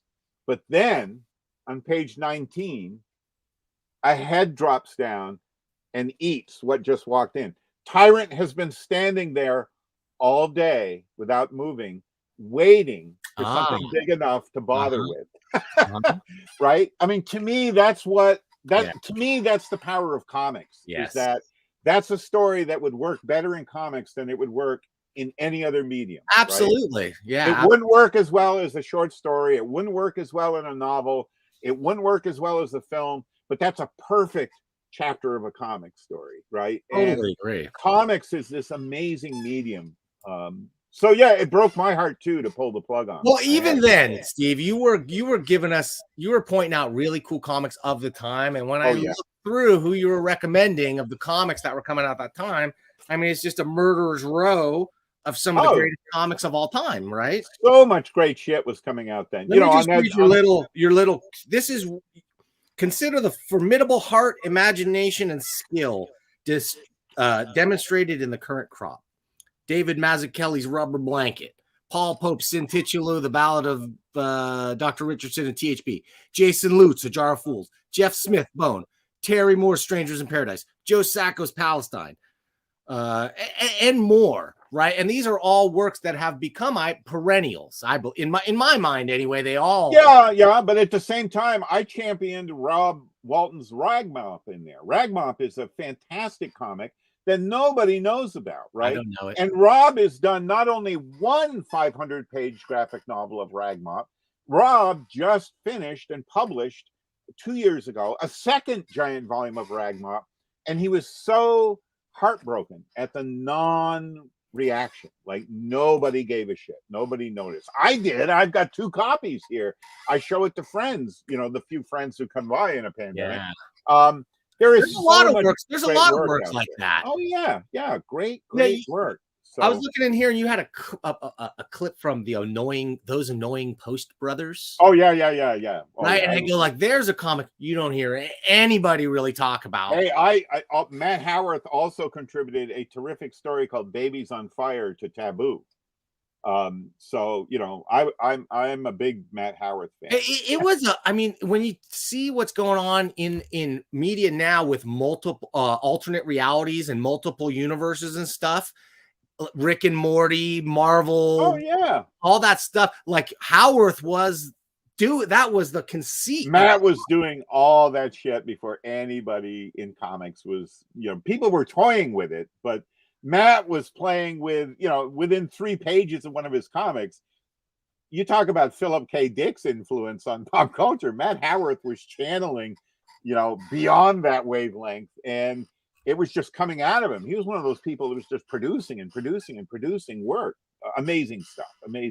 Speaking of Dick, hey, I do a show called Serious Star Trek. We'll be doing that, and occasionally it's serious sci-fi, and we talk all about science fiction and stuff. Should I while we're talking about science fiction, because that kind of ties back into Monster from Green Hell, which isn't so serious science fiction. Before we're done, would you mind if I walked you and the viewers through my new freelance career? I haven't given up comics, by the way. In fact, I can't tell the title yet, but I just this week signed the contract with Abrams for a new graphic novel that I'm doing in collaboration with Nalo Hopkinson, award-winning fantasist novelist, and the award-winning John Jennings. John and I are doing the artwork together, and that'll be announced sometime in the coming weeks or months. So, I'm going to be back at my drawing board, working on what'll probably be my last collaborative work in terms of graphic novels and comics. Okay. Never say never. I understand. Come on, Steve. You seem spry, dude. Yeah, but my goal is if this project goes well, if it comes together the way that we've been dreaming about and working toward, that I can then return to dedicating whatever years I have left after that to getting back to the board with Tyrant, which is something I've dreamt about doing for years. But I got to pay the rent. Not rent. I mean, I got to pay the mortgage and so on. So the hope is that between a couple of things that I've been doing and the work on this project for Abrams, if my health stays good and we remain vigilant and careful through this pandemic, as I hope all of you are, that I'll be able to finish that project and then get back to Tyrant, with a new visibility in the market because of doing this project with John and Nalo. And by the way, Nalo and John in particular, were the ones who invited me in. This is nothing I would have dreamt, asking to be part of. They came to me and said, Steve, we'd really like to work with you on this. And it's been a lot of fun, and we finally get to work. I mean, I just signed my part of the contract and delivered it on Monday, and I'm talking to you on Thursday. So there you go. That's new information. That's fantastic. What I wanted to say is, how about priming that pump for more Tyrant work by reprinting the old Tyrant? Rick Veitch has been pushing me on that for years. I'm the one who pushed Rick Veitch to embrace print on demand, and I'm glad I did. Which is a genius move. That format of those books is fantastic. Here's the big difference. As computer technology and digital technology came in, Rick Veitch stayed on top of it. He taught himself how. Rick puts together those books from scratch himself in his home studio. Yes, I didn't. I have no love of working digitally with artwork, and so I made a conscious decision early on. No, I'm not going to buy into this. Well, stupid me. So I do have a couple of friends who have worked with me on designing books, and I pay my book designers by name. Tim Paxton, who did the amazing work on Cryptid Cinema and is right now working on the second volume of Cryptid Cinema, and Tim is incredible. And my friend Mark Mastel, who designed that sketchbook you have on the screen, Thoughtful Creatures, and the companion volume, Brooding Creatures. If all goes well, before the year's out, I'll be digging out of my flat files all the original art to Tyrant. I kept everything. Great. Except the paintings. The painted covers were never returned by the production house. So the painted covers are gone. I'll have to recreate those. I still have the black and white artwork to those covers, but the painted covers, that beautiful work that Gerhardt did on issue 1 and 4, I never got those paintings back. So I think what I'm going to do is Mark Mastel and I have been negotiating via email. I think I'm going to turn all that work over to Mark, and we're going to put out a print on demand reprint of Tyrant 1 through 4 as an archival edition as they existed. Yes. In the meantime, though, I do want you all to know that 3 summers ago, before the pandemic hit, a late friend of mine, Mitch Berger, who sadly passed away a few years ago, Mitch Berger said, Steve, I will fund whatever the next step is you need on Tyrant. And Mitch, I budgeted out, and Mitch paid for my ability to travel and spend a few days up in Ottawa with Dr. Michael Ryan. And Michael sat down with me with photocopies of every issue of Tyrant and sent me home with 2 thumb drives with scientific papers on everything I needed to know to revise the artwork and bring it back into alignment with the current paleontological models. Now, as I said earlier, I mean, it's not that science is wrong. It's that our models change, right? Totally. More fossils are found, every week. And every time a new fossil is found, we understand something more about the prehistoric life forms that once existed. And it also alters our understanding of, the science now of paleontology is such that we can speculate with some degree of accuracy whether they had feathers, whether they had scales, right? That was all guesswork back in the 70s and 80s. Some of the work that's been done based on the molecular level, the cellular level of what's in the fossil record, with some species, they can speculate with some degree of accuracy what color they were, okay? This is all stuff that didn't exist when I was working on Tyrant starting in 1993 and 94 and 95 when I was doing the work. When I did that issue with the egg, the best models that existed at that time, Dan, were lizard embryology, bird embryology, and crocodilian and alligator embryology. And I studied for about a year all those branches of embryology to formulate my best guess of what the growth of a Tyrannosaurus rex inside its egg might be. Right around the time I thought I was done with the artwork, a book came out, co-authored book on dinosaur eggs. It was the first book ever published in the English language anywhere in the world on dinosaur embryology. And Michael Ryan called me up and said, Steve, this book is coming out. And I contacted the publisher. I pre-ordered a copy. Academic books, as any of you know that have bought academic books, I mean, they're like $150. It's like these are, but the book arrived. I crash coursed reading that book. I had probably 3 marathon phone calls with Michael Ryan to explain aspects of it to me that I didn't quite get my head around. And I redrew 2/3 of that issue based on all the new information that came in. And, I had friends saying, Bissette, you're nuts. Like, nobody cares. Just put your comic out. And I was like, no, I was obsessed. I got to get this right. And I can't tell you what it felt like to be at the next SVP conference after Tyrant number 3 had come out. And one of the co-authors of that book sought me out and said, wow, you just about nailed it. That's awesome. I mean, that's like a badge of honor to me. That was great. Like, now that individual wasn't my target audience, but in another way he was, right?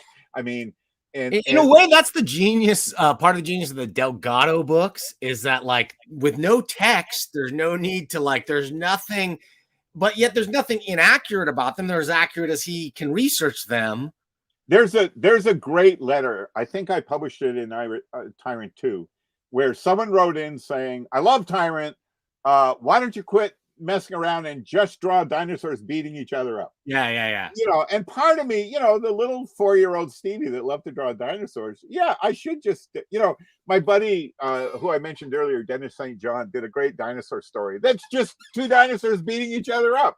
And part of me is envious. Like, when I scripted those 2 paleo stories for Jim Lawson, it's like, I approach him the way I do my horror fiction. One of the story, okay, if people want to read them, Jim drew them, and they're in the Dover Books complete edition of Paleo.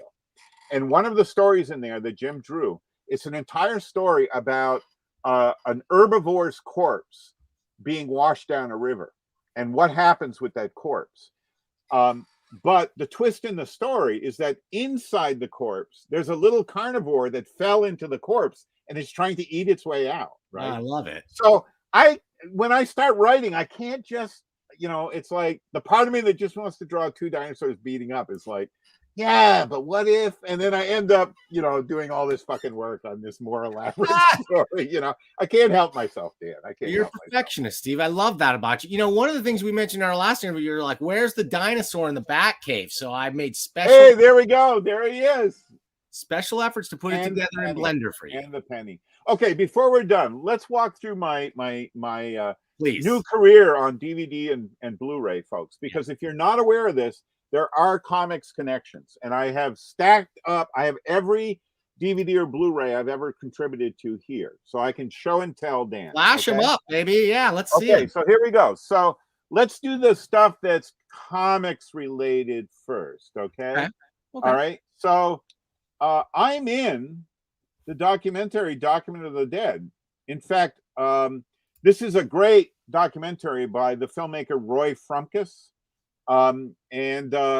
Roy made this documentary when George Romero was making Dawn of the Dead in that shopping mall in Pennsylvania.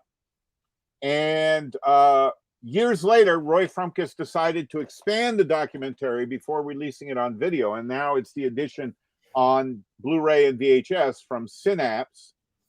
Roy put together in one room the late, great Gan Wilson, who I was friends with, myself, and Joe Kane, the Phantom of the movies. And we got to do a joint interview together. And at the time, Roy Frumkes interviewed me. So this would have been 1989, 1990. I was working on the graphic novel of Night of the Living Dead for Tom Schoolin and Fantico. And I brought the original artwork with me. I think the artwork is shown in the documentary. And that was the project that I ended up having to walk away from for legal reasons. I never got a contract.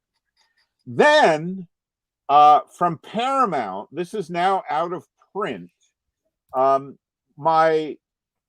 When people talk about superhero and comic book based movies, this is the first great comic book based movie that ever was released. Danger Diabolik. It is directed by Mario Bava, the man who directed Black Sunday, Black Sabbath, Blood and Black Lace, Twitch of the Death Nerve, Shock. I mean, one of my favorite horror filmmakers and fantasy filmmakers. I'm in the bonus features along with one of the Beastie Boys, talking about how much we love Diabolik, right? Which one? And well, you'll have to get this to find out, won't you? Actually, it's I can tell you, it's Adam Yauch who passed away. Who passed away? Yeah, yeah. So Adam is on here, and we have very different takes on Danger Diabolik. Adam thinks it's this hilarious, campy movie. He loved it, right? To me, I watched Diabolik, and Mario Bava was the first filmmaker who understood comics, which in Italy were called fumetti. Yeah. Cinema, because Mario Bava was a cinematographer for like 2 or more decades before he started directing. He understood the art of cinema inside and out. He was a magician with cinema. And a lot of fumetti were photo comics too, right? Oh, so yeah. But the one this is based on, Diabolik, was a line-drawn comic that was written by these two sisters. And Diabolik is a terrorist. He's a master criminal. And this movie is a brilliant comic book adaptation because Mario Bava understood how to adapt the kinetics of the comics medium to the cinema medium without fucking up. In fact, until Sin City came out, the film by Frank Miller and Robert Rodriguez, Sin City was the first comic book based movie since Diabolik that I saw where I went, oh my God, they get it. Like, they understand both media, they understand how different they are, and they made it work. So yeah, I've seen I'm in the extras, and this has since been re-released in Italy. This is the Italian version, and they always carry over the same bonus features. And I don't have a copy of it, but it was also released in Australia last year in an edition that's already sold out. I'm hoping it'll be reissued in the US. But that was the first time, thanks to my good friend Tim Lucas, that I was included in a DVD extra. In fact, a gentleman from Zoetrope, Francis Ford Coppola studio, came out to Vermont and interviewed me in my home when Marge and I lived in Marlborough, Vermont. After that, the next comic book related, you probably have never seen these. These are episodes of Dave Sims' Cerebus TV.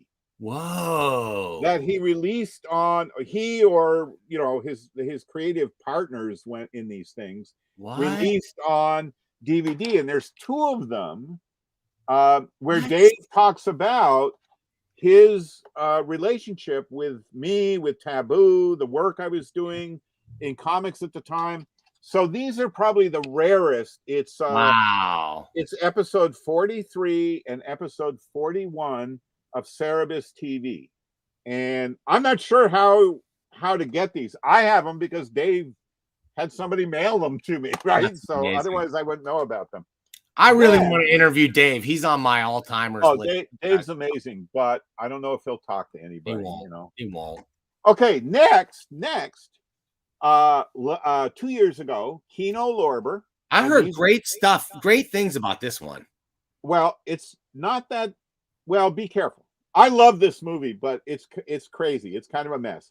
But they finally put out on Blu-ray, including a Steelbook edition, Rawhead Rex. And when they were putting it together, I was approached to put together a talk, an illustrated bonus feature lecture about when Michael Zulli and I were collaborating on a comic book adaptation of Rawhead Rex. Our plan, it was licensed by Steve Niles, whose work you know, right? Sure. The writer Steve Niles, best known still for 30 Days of 30 Night, Days a Night, yeah. which is a great graphic novel and a truly great film to my mind. I love 30 Days of Night. I thought it was great when I saw it the first day it was out in the theater, and I still think it's a terrific horror film. And I'm on here talking about all the work that Michael Zulli and I did on Rawhead Rex for an adaptation that the plug got pulled on when, I won't go into it all, but basically Eclipse bought out Steve Niles. And I got a phone call one day from Dean Mullaney saying, "So you're going to be doing Rawhead Rex for us?" And Michael Zulli and I both went, "We're not baseball players. You don't trade us, right? It's not." And the whole plan had been I was going to serialize Rawhead Rex in Taboo, and then Steve Niles would publish with his imprint Arcane Publishing the collected graphic novels. So I was going to use Taboo to pay Michael and I to do the work we had to do. Well, we weren't going to do that with Eclipse, right? Eclipse was a publisher that I wasn't going to work my ass off to pay Michael and I to end up with Eclipse having a graphic novel. So we walked away. But the bonus feature on the Blu-ray and the DVD edition of Rawhead Rex offers you about a half-hour overview of what that project was supposed to be. And two of the private collectors who bought all the original art from Michael and I over the years allowed their artwork to be filmed for that documentary. Most recently, this is brand new from the good folks at Deaf Crocodile. And this Blu-ray is available through Vinegar Syndrome, who have their own website. And typical of these days, there's a slipcase. This is a Romanian animated science fiction feature. Wow. From the mid 1980s. It's a film that was never released in America. It only played in Romania and parts of Europe. And my job on this one, they asked me to do the commentary track, and I said I just don't know enough about Romanian animation industry.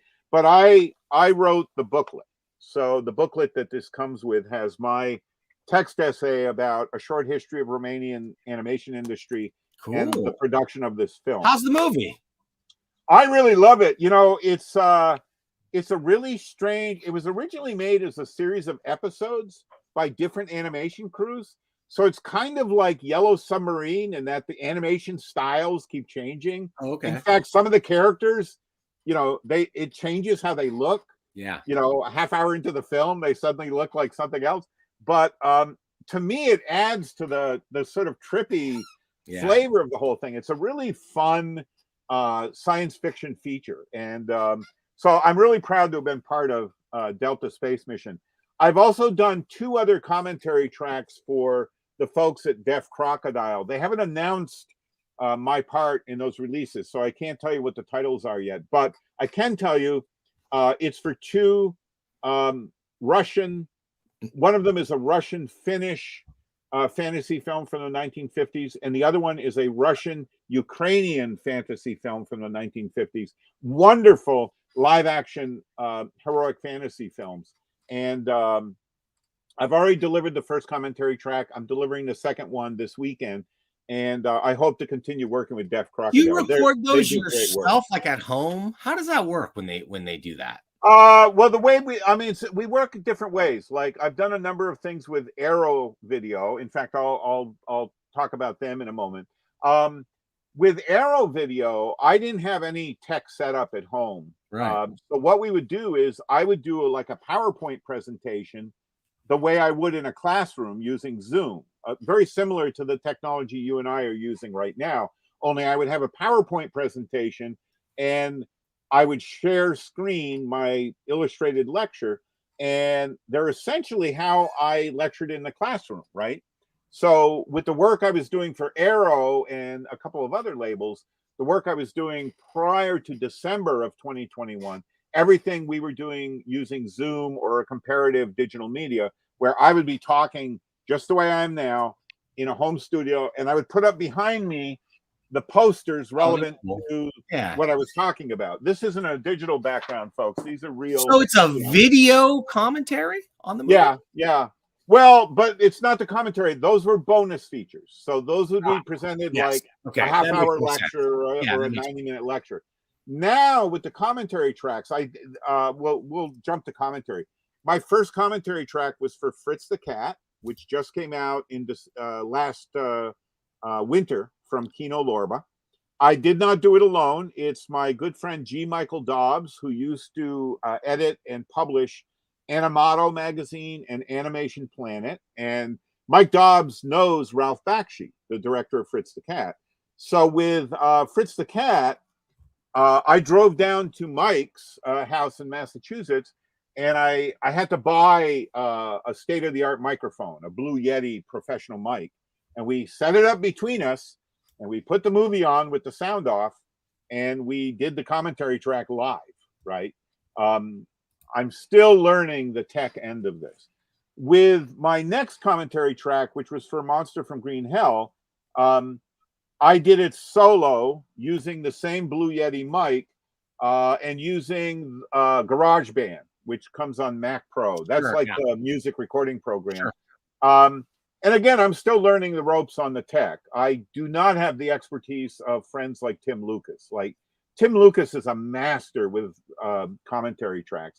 He allowed me, one of the commentary tracks I just delivered in March to Arrow. Again, a project that hasn't been announced yet, so I can't tell you, but it's 2 movies. One of them, Tim Lucas did the commentary track on. The other one I did. I can say they're vampire movies from the 70s. And Tim sent me his script, and I looked at it and went, holy shit. Like, I mean, he has this down to an art. Tim has done something like 147 commentary tracks. I am not exaggerating. Yeah. Wow. And so he's got it down to a science. I'm still learning how to do it. I haven't figured out how to do proper editing and so on. So when I do a commentary track now, I got to have my notes ready. I watch the film silent. If it has the subtitle option, I use that so that I know I can follow dialogue. Yeah, that's what I'm wondering. That's what the nuts and bolts of it. How you do it. But I still do them live. I still do them in a single sitting.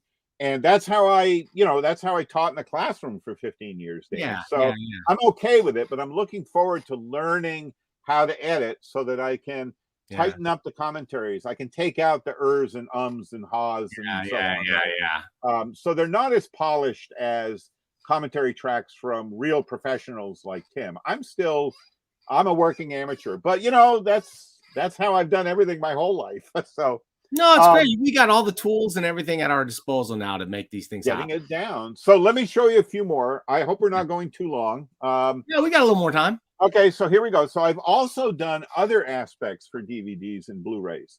For instance, this is the first DVD cover I ever painted. This was for Barrel Entertainment. They no longer exist.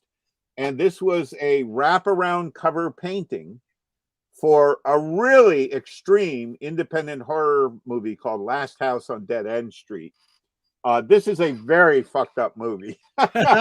And I love what they did. They took my painting and used it on the disc as well, So thanks to John Spooner and his partner at Barrel, this was the beginning of my, doing cover art for DVDs.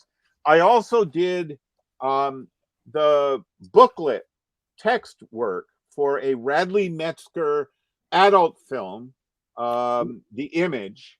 And this was the first job I did for Synapse Films, and they're a label that I've also worked with. So this was the beginning of my writing for DVD releases. I also I got hired to do the cover art for The Last Broadcast. This is a film by 2 people I've become friends with, Lance Weiler and Stefan Avalos. This is the movie that the Blair Witch Project ripped off. This came out in 1998, and it played film festivals. And the people who made Blair Witch Project, the money men, I'm not saying the filmmakers, the money men saw this and went, "Oh, we can do that better." And I mean, the premise of the last broadcast is a cable access crew from a local New Jersey station goes into the Jersey Pine Barrens to find the Jersey Devil. And they all die. Something horrible happens to them. And piecing together the found footage, we find out what happened to them. Does that sound familiar? Does Sounds that pretty sound good. like Blair Witch Project? Yeah. Now, I did the cover art, but Blockbuster Video didn't like my painting. This is back when DVDs were distributed to large chains. So my cover art is the inside cover. Oh, I've seen that image before. Cool. Yeah, I've posted this on Facebook. So this is the cover painting I did that the filmmakers and the label loved, but Blockbuster didn't like it. So it was used on the inside cover, but we're not done yet. It was the first summer between the first 2 years of the Center for Cartoon Studies being in operation. And that summer is when we did the work on the last broadcast and putting together a crew of fellow Center for Cartoon Studies faculty members, Whoa. writers Peter Money and novelist Sarah Stewart Taylor, and a group of students who got paid to work on this. We put together an insert comic book Great. on the Jersey Devil. Cool. And this was the free bonus comic book that appeared inside the Heretic Films release of the last broadcast. And that's the only time this work has ever been published. And That's it's awesome. a full comic, including an original poem by Peter Money, who is a poet. Peter Money was one of the co-founders of the Center for Cartoon Studies. He's best known as a poet. He was a student of Allen Ginsberg, and Peter wrote an original poem about the Jersey Devil that we used in the comic. So this is the kind of cool work that I occasionally get to do on these kind of projects. How does that, if you don't mind me asking you, Yeah. how does a gig like that pay? You don't have Here's to give how me- it worked. Here's how it worked. We had Yeah. 2 weeks. We had 2 weeks, and we had $1,000. So we divvied up the money equally between everybody who worked on it, right? And I think we worked it out pro rata so that, you know, the people who did more artwork pages and another got a little more because their pay was based on. But I didn't take more money. I got paid for my part of whatever I drew or inked. I didn't mean that comic specifically as much as I meant DVD cover work in general. Like, well, you know, it differs. artists It get differs, right? Originally, when I was part of the Danger Diabolic, they didn't pay anything. Back then, there was no pay for bonus features, but that changed pretty quickly. And now, when I do a commentary track, depending on the label, it's anywhere from $250 to $1,000 or more. Okay. And with cover art, I've gotten anywhere from, I don't know, I think the first cover I did for Last House on Dead End Street, I think that was $500. But that was also, 20 years ago? Sure. The most and recent those deals, do you get to keep the most recent? Oh yeah, I keep the originals. Yeah, I keep the originals. This is the newest cover I did. This is for a brand new Blu-ray edition of the last broadcast. That looks great. And this paid over $1,000. I let Lance Weiler and Stefan Avalos do the negotiating, and they got me paid very well. And this is from 101, a new label in the UK. This came out in the United Kingdom market in December, and I believe there's going to be a North American version out this spring. I'm not sure, but they did a great job. I did this cover painting, and you never know what they're going to do, but they did a great job. In fact, this title here, this is a removable plastic sticker. Oh, so cool. You buy it, and you can peel that off, and it's just my painting. And that's that's exactly what I painted. I'm so happy with it.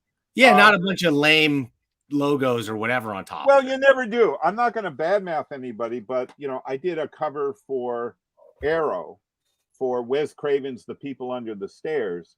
And for whatever reason, I had really bright, radiant colors. And for whatever reason, their art department knocked the values way back. And it came out looking, to my eye, quite muddy.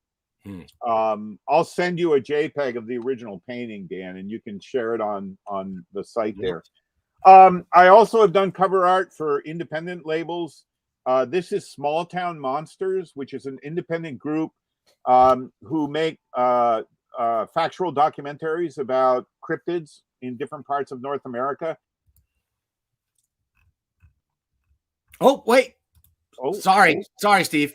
Sorry. On the Lake Champlain Monster, Champ.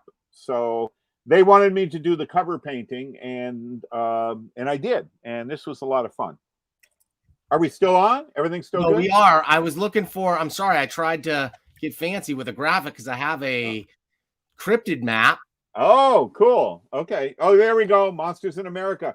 Right. I highly recommend the Small Town Monsters documentaries. They've got their own website. Their documentaries are also streaming on a number of streaming services.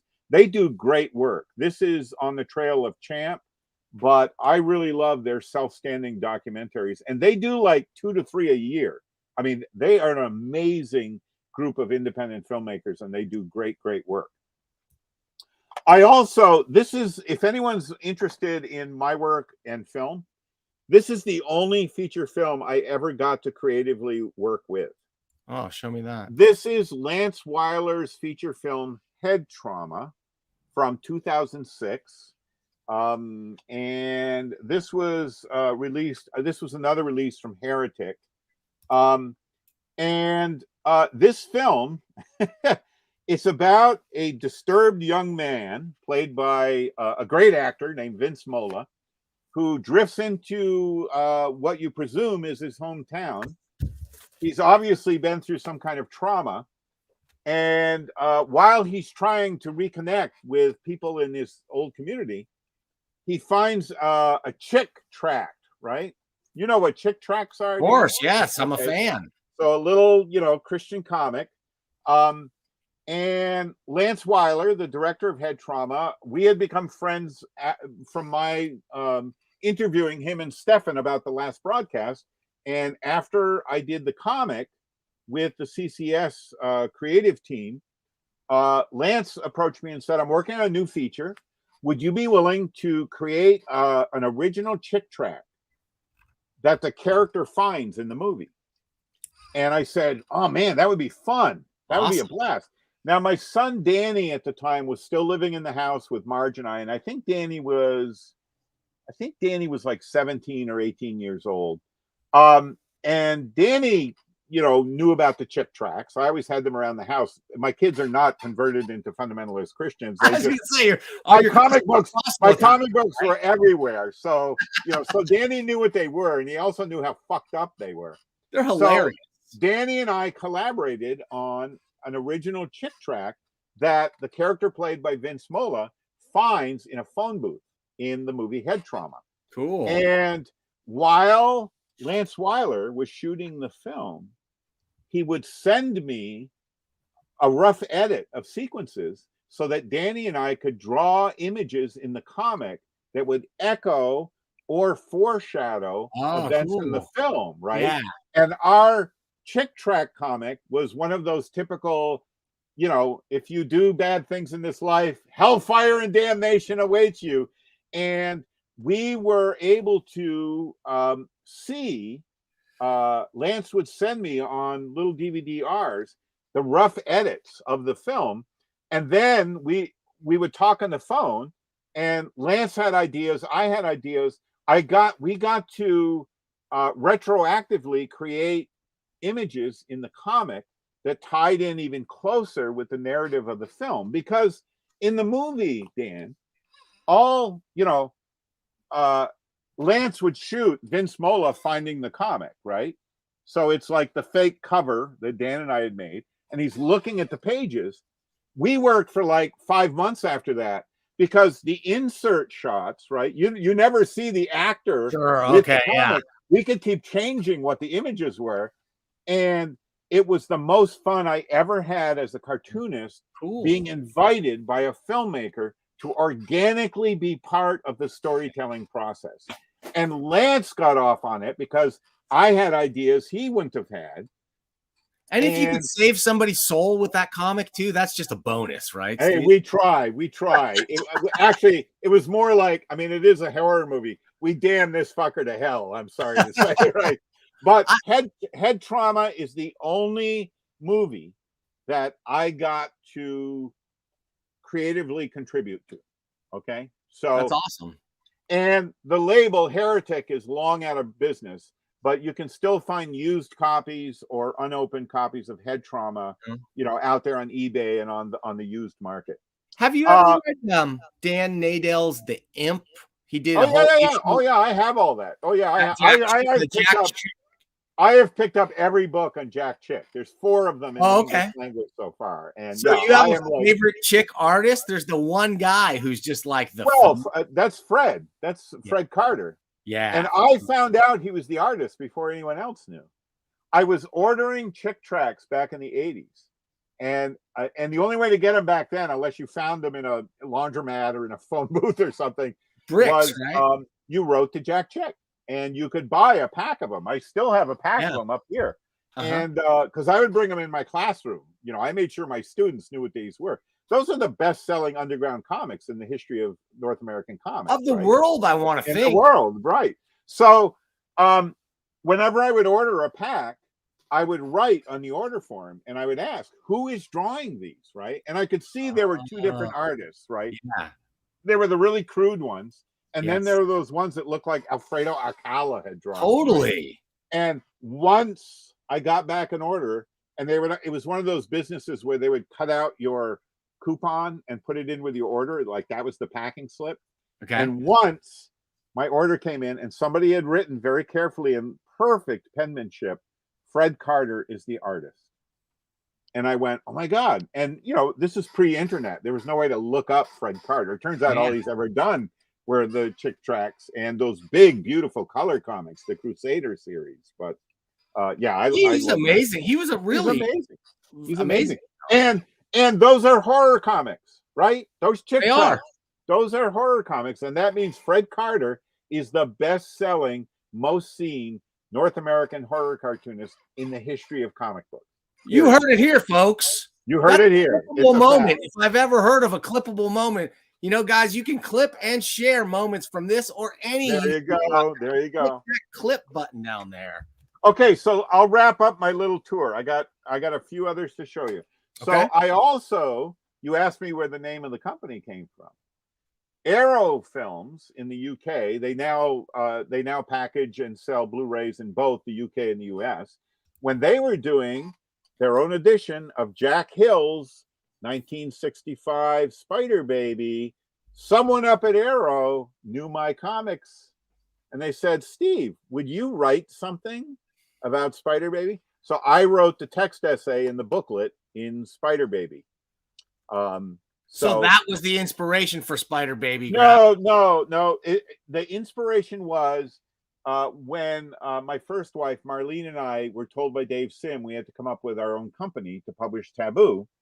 I had many crazy nicknames growing up, as all of us do, and there's some nicknames I won't use or share because I'm just as happy only a handful of people remember them. But one nickname that popped up for a couple of years was Spider. So I thought, well, let's call it Spider Comics, right? Well, it turned out there was a business in Vermont already that used the word spider, so we had to change it. And when my kids were growing up, our daughter Maya, our son Danny, we didn't have broadcast TV in the house. We didn't have an antenna, but we did have TV, but it was all video cassettes. And I would make these cartoon tapes for my kids, recording, rental tapes. And at the end of every cartoon tape, I would pack on all these extra things for the kids. And when we were agonizing over, we just gotten notification from Vermont, we couldn't call our company Spider Comics. So we were like, what are we going to do? And I looked up at the TV my kids were watching, and it was a silent Russian animated stop motion film called the Cinematographer's Revenge. It's from 1915. Ladislav Starevich was the animator, and what he did is he took bugs, like real bugs, and hollowed out their bodies and put wires inside them so he could animate these bugs. Yeah. And I look up at the screen, and it's Mrs. Beetle with a baby carriage with Baby Beetle inside the baby carriage. And I thought, well, what about Spider Baby? And we had an old baby food jar with the Gerber baby on the label, right? That little baby face. And I sketched on a napkin like a cartoon version of the Gerber baby, and I put 8 legs coming off the side of it, and we both went Spider Baby.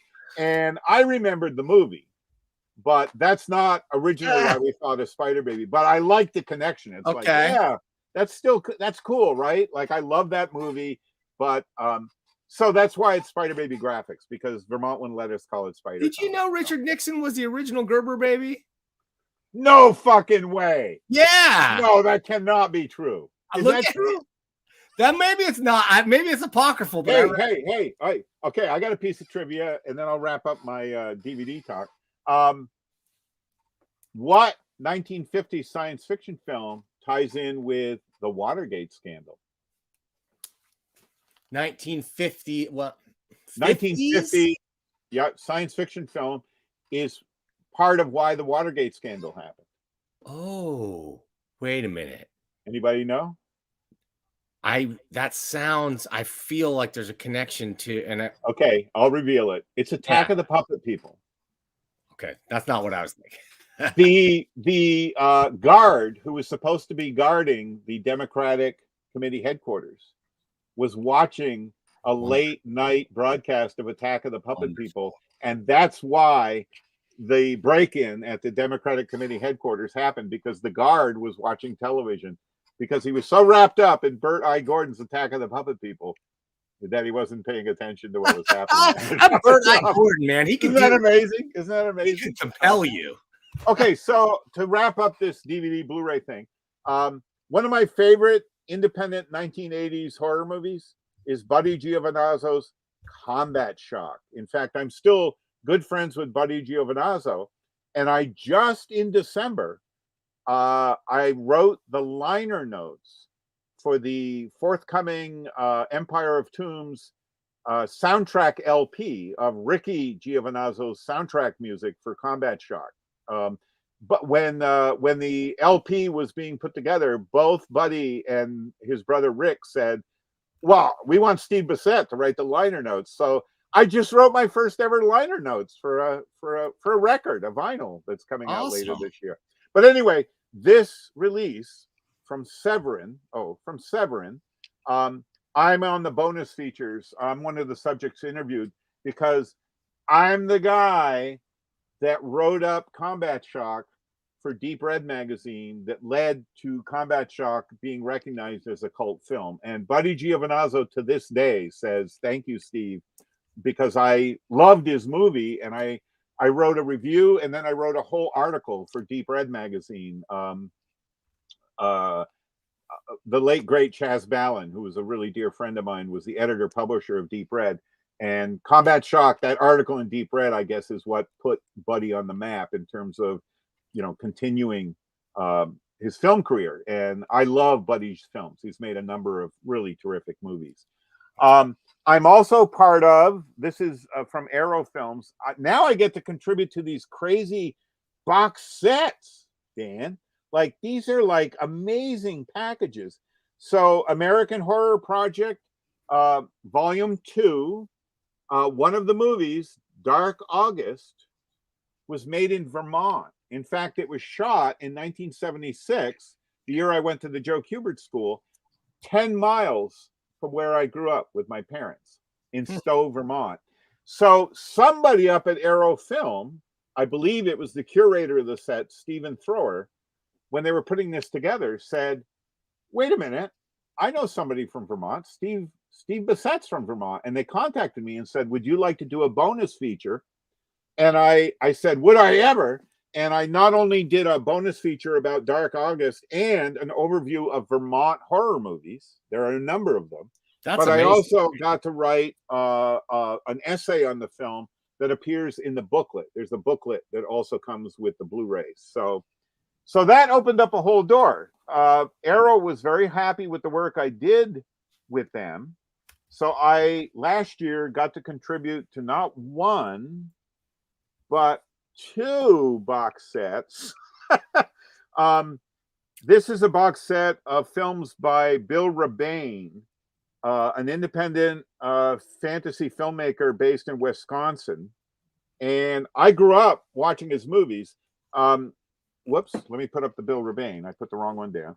And this box set, Weird Wisconsin, the Bill Rebane collection, features a 90-minute bonus feature about my experiencing Bill Rebane's films, because I saw them as they came out in theaters, and then I saw them as they came out direct to video, right? He was one of those filmmakers who was making films during that transition from theatrical film to direct to video.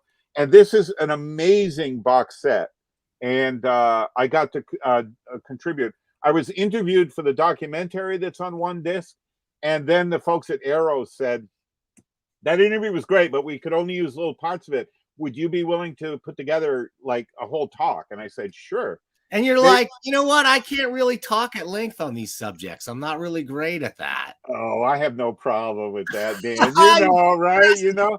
Then they were putting together a box set of 4 of Sam Katzman's, producer Sam Katzman's 1950s monster movies. Those look great. Creature with the Atom Brain, yeah, The Werewolf, Zombies of Moratau, and the immortal The Giant Claw. And for this box set, I put together a whole illustrated bonus feature lecture about Sam Katzman's career. Because with television, I grew up seeing Sam Katzman's films. He produced all those Jungle Jim movies with Johnny Weissmuller. He produced these monster movies. He produced those rock around the clock rock and roll movies in the late 50s with Bill Haley and the Comets, right? Sure. He produced Your Cheating Heart, the Hank Williams Jr. biopic, right? Oh. Sam Katzman, anything that would make money, he would make a movie of. So I contributed a bonus feature to this box set. And out of my collection, I sent them scans from the press books and the stills in my collection. And I ended up writing the text features for the booklet that's called Cold War Creatures Art. And so I love working with Arrow. I'm not sure. I just delivered one commentary track to them for a 2-feature set that's coming out later this year. And now with Severin Film, the great Kirla Janess and David Gregory, the founder of Severin Film, at the end of last year, they put out this incredible box set, All the Haunts Be Ours, a compendium of folk horror. This has, I shit you not, there are 12 Blu-rays in this set. Wow. Folk horror movies from about 1950s up to the present day, from all over the world. Great. Right? And Kirla reached out to me when they were packaging this, and she said, we're going to have a booklet inside the box set. And that's the booklet that comes with the box set, All the Haunts Be Ours. And what I wrote about was The Fool Killer. And the Fool Killer is a folk horror character, one of the few American folk horror characters where we know exactly where he came from. He was invented by a North Carolina newspaper editor. He would write letters that he would publish in his newspaper that were signed The Fool Killer, and he would use that character to lambaste local citizens and politicians who were doing stupid shit. And I wrote the essay about how the Fool Killer started in this newspaper and ended up becoming a folk horror character. And that includes an amazing feature film from 1965 starring Anthony Perkins from Psycho as the Fool Killer. This is the kind of stuff, I don't go looking for this. I get asked to do this, and they say, we'll pay you to do this. And it's turned into a freelance career, Dan, that great.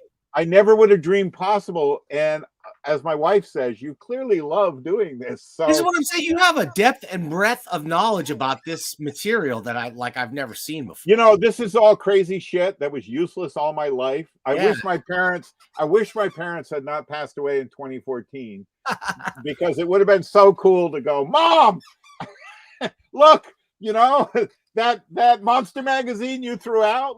Look, I'm doing this. And Well, my parents would sure have been they're very proud. proud of that. You know, I'm so. sure they're proud overall. Do your parents, do they understand your career, Well, like comics and what comics like were used to be when you started your career? No. My mom was always supportive, but for 21 years I fought with my dad. And I think I told you this story. Yeah, you did. The second my dad met Joe Kubert, it changed everything. That's so When cool. my dad met Joe Kubert, my dad suddenly, this was okay. It was okay that Stevie That makes wanted to perfect do sense this. because Joe is a pro's pro, right? Above everything else. And a man's man. You know, my dad, Yeah. four branches of the service, the minute he shook hands with Joe, and Joe had a bone-crushing handshake. You know, and my dad could see Joe had a huge family. You know, Joe and Muriel had a whole parcel of kids. And Joe said, nope, this is all from my income as a cartoonist. And my dad went, okay, you can do this, Steve. I can see you believe in it. I've been fighting with him for 21 years.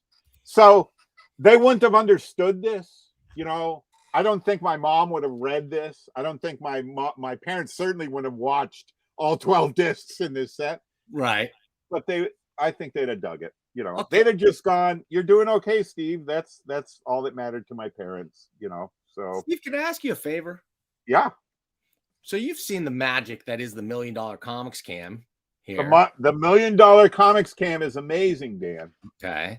Thank you. So what I would you be willing to do a little plug, and I'll clip this to ask people to send their comics to this address? Oh, sure. Should we do it after the show? And No, we should do it right now. Okay, This is how I love to do it. Here we go.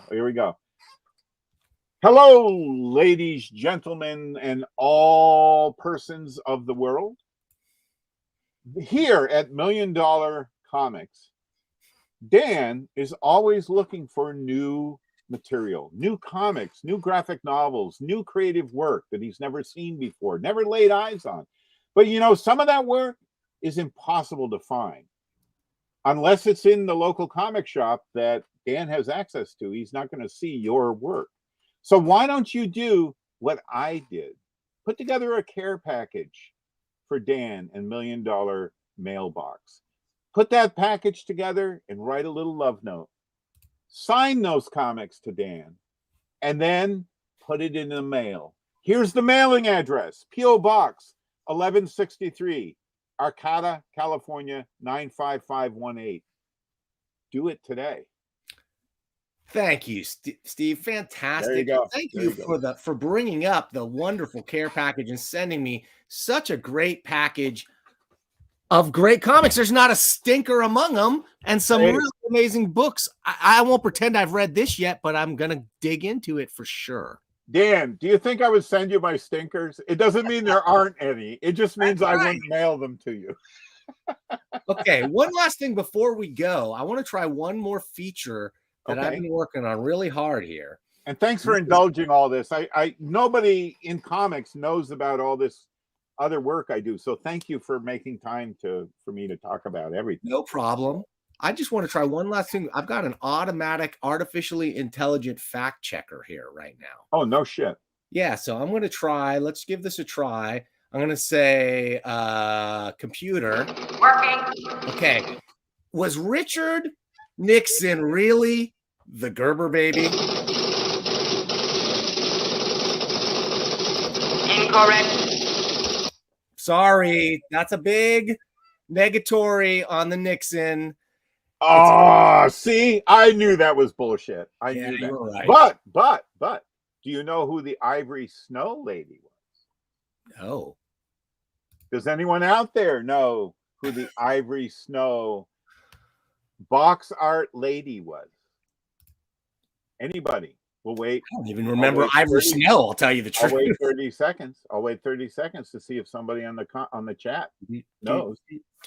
Oh, we got an answer. Marilyn Chambers is correct. Brian, get your You know this mailing. guy? I don't know this guy. Because I don't he's know dialed this- into you for sure. He's the Hey, guy. Brian, get your mailing address to Dan, and I will pop a little something in the mail to you, because you knew that Marilyn Chambers was the Ivory Snow box lady. Now, Brian will probably know this too. You don't get an extra package for this, Brian. Okay. What movie was Marilyn Chambers in,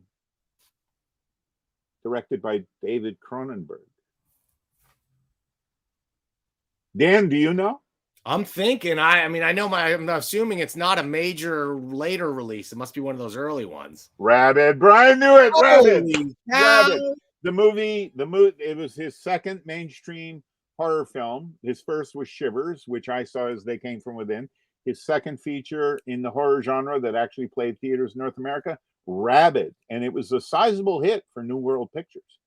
Okay, so send that mailing address to, you can just send it to what, CBN at Dan. Yeah, get it to Dan, and he'll forward it to me, and then I'll you get, and it won't be a bullshit Marvel Comics Stanley Nose Prize. I promise you that.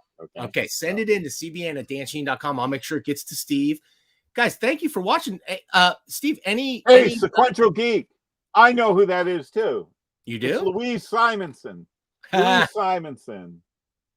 I doubt it. It is. Louise Simonson was the model that Bernie Wrightson used to draw the woman on the cover of House of Secrets 92. I see. Okay. The first Swamp Thing issue, the first Swamp Thing. Yeah. So that was Wheezy. We called her Wheezy. That was Louise Simonson, who is a wonderful human being, was one of the best editors ever of American horror comics when she was at Warren, second only arguably to Archie Goodwin. And also Louise Simonson is a terrific human being, as is Walt Simonson.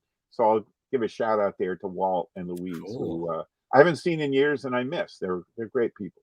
I would love to talk to any of those people anytime. And Steve, you've got an open invitation here. This is what I'm just going to say. Anytime Steve Bissette just wants to come in and just talk to me, you can just do it. Let's say this: when the Abrams project that we just signed on gets announced, when we get our feet wet with it a little later into the summer, I'll reach out to you, Dan, and we'll do a little talk about the project in the works. I can't wait. Hey, this has been fun. Thanks for inviting me back in, Dan. It's always been fun. And I'm really proud of you for adding the dinosaur and the Lincoln Penny to the Batcave, because that means you listen to your guests and you act upon it. You know, even if I don't listen while the show's going on because I'm doing all this crazy stuff, I get back and I listen to the show. And then you go, oh, geez, I should have done that. So I've been amazed at how many great little tidbits that I kind of gloss over in the moment because I can't absorb. Oh yeah, how can you keep track of all that? Yeah, it's hard. Yeah. But thank you. You make it easy, Steve. Well, thanks. Thanks very much. We'll bring you back in soon, and hopefully again and again. Thanks again. This has been great, and best to all of you. And I'm serious. We're still in the midst of a pandemic. Whatever your politics, whatever your tribal belief system, take a look at what's happening in Asia and Europe right now, and don't get lazy. Be careful, be safe, take care of yourself and your loved ones. And as I like to say, if you believe in having a firearm, put a goddamn mask on. They're cheaper than firearms. They protect you and your family and other people. Okay. And it's the easiest way to try to take care of yourself and others during this crazy shit we're going through right now. So, not to mention the brink of World War III and everything else that's happening. I'm being careful not to bring all that up, but yeah, we're in crazy times. But let's not forget. I mean, I was born in 1955. Vietnam. American Revolution. The 60s, the 70s. Anyone who thinks the Reagan era was a piece of cake is nuts. The 80s was fucked. My hope is we'll get through this, but yeah, crazy fucking times. So anyway, take care of yourselves out there. Dan, thanks for having me on, and farewell, one and all. Bye, Steve. Thanks again. All right, guys. Hey, and thank you for watching. Still 13 people out there watching this thing happening as it goes on. Wasn't that fun? I knew the last time I talked to Steve, I'm like, this was so much fun and so easy to talk to this guy that I just have to bring him back in again. I hope we'll be able to bring him back in again really soon. So what have I got to do? I got to play the closing credits here. Don't forget there's a little comic book cameo. Just like any good comic book media, we've got cameos at the end of our credits. Stick around for that. Come back next time. Oh my gosh, I'm so nervous. Next week I have 2 shows. They're going to be big shows. They're going to keep me busy. Tuesday, I normally don't do shows on Tuesday, but Tuesday I'm going to have the great Mike Richardson, the founder, owner, creator of Dark Horse Comics.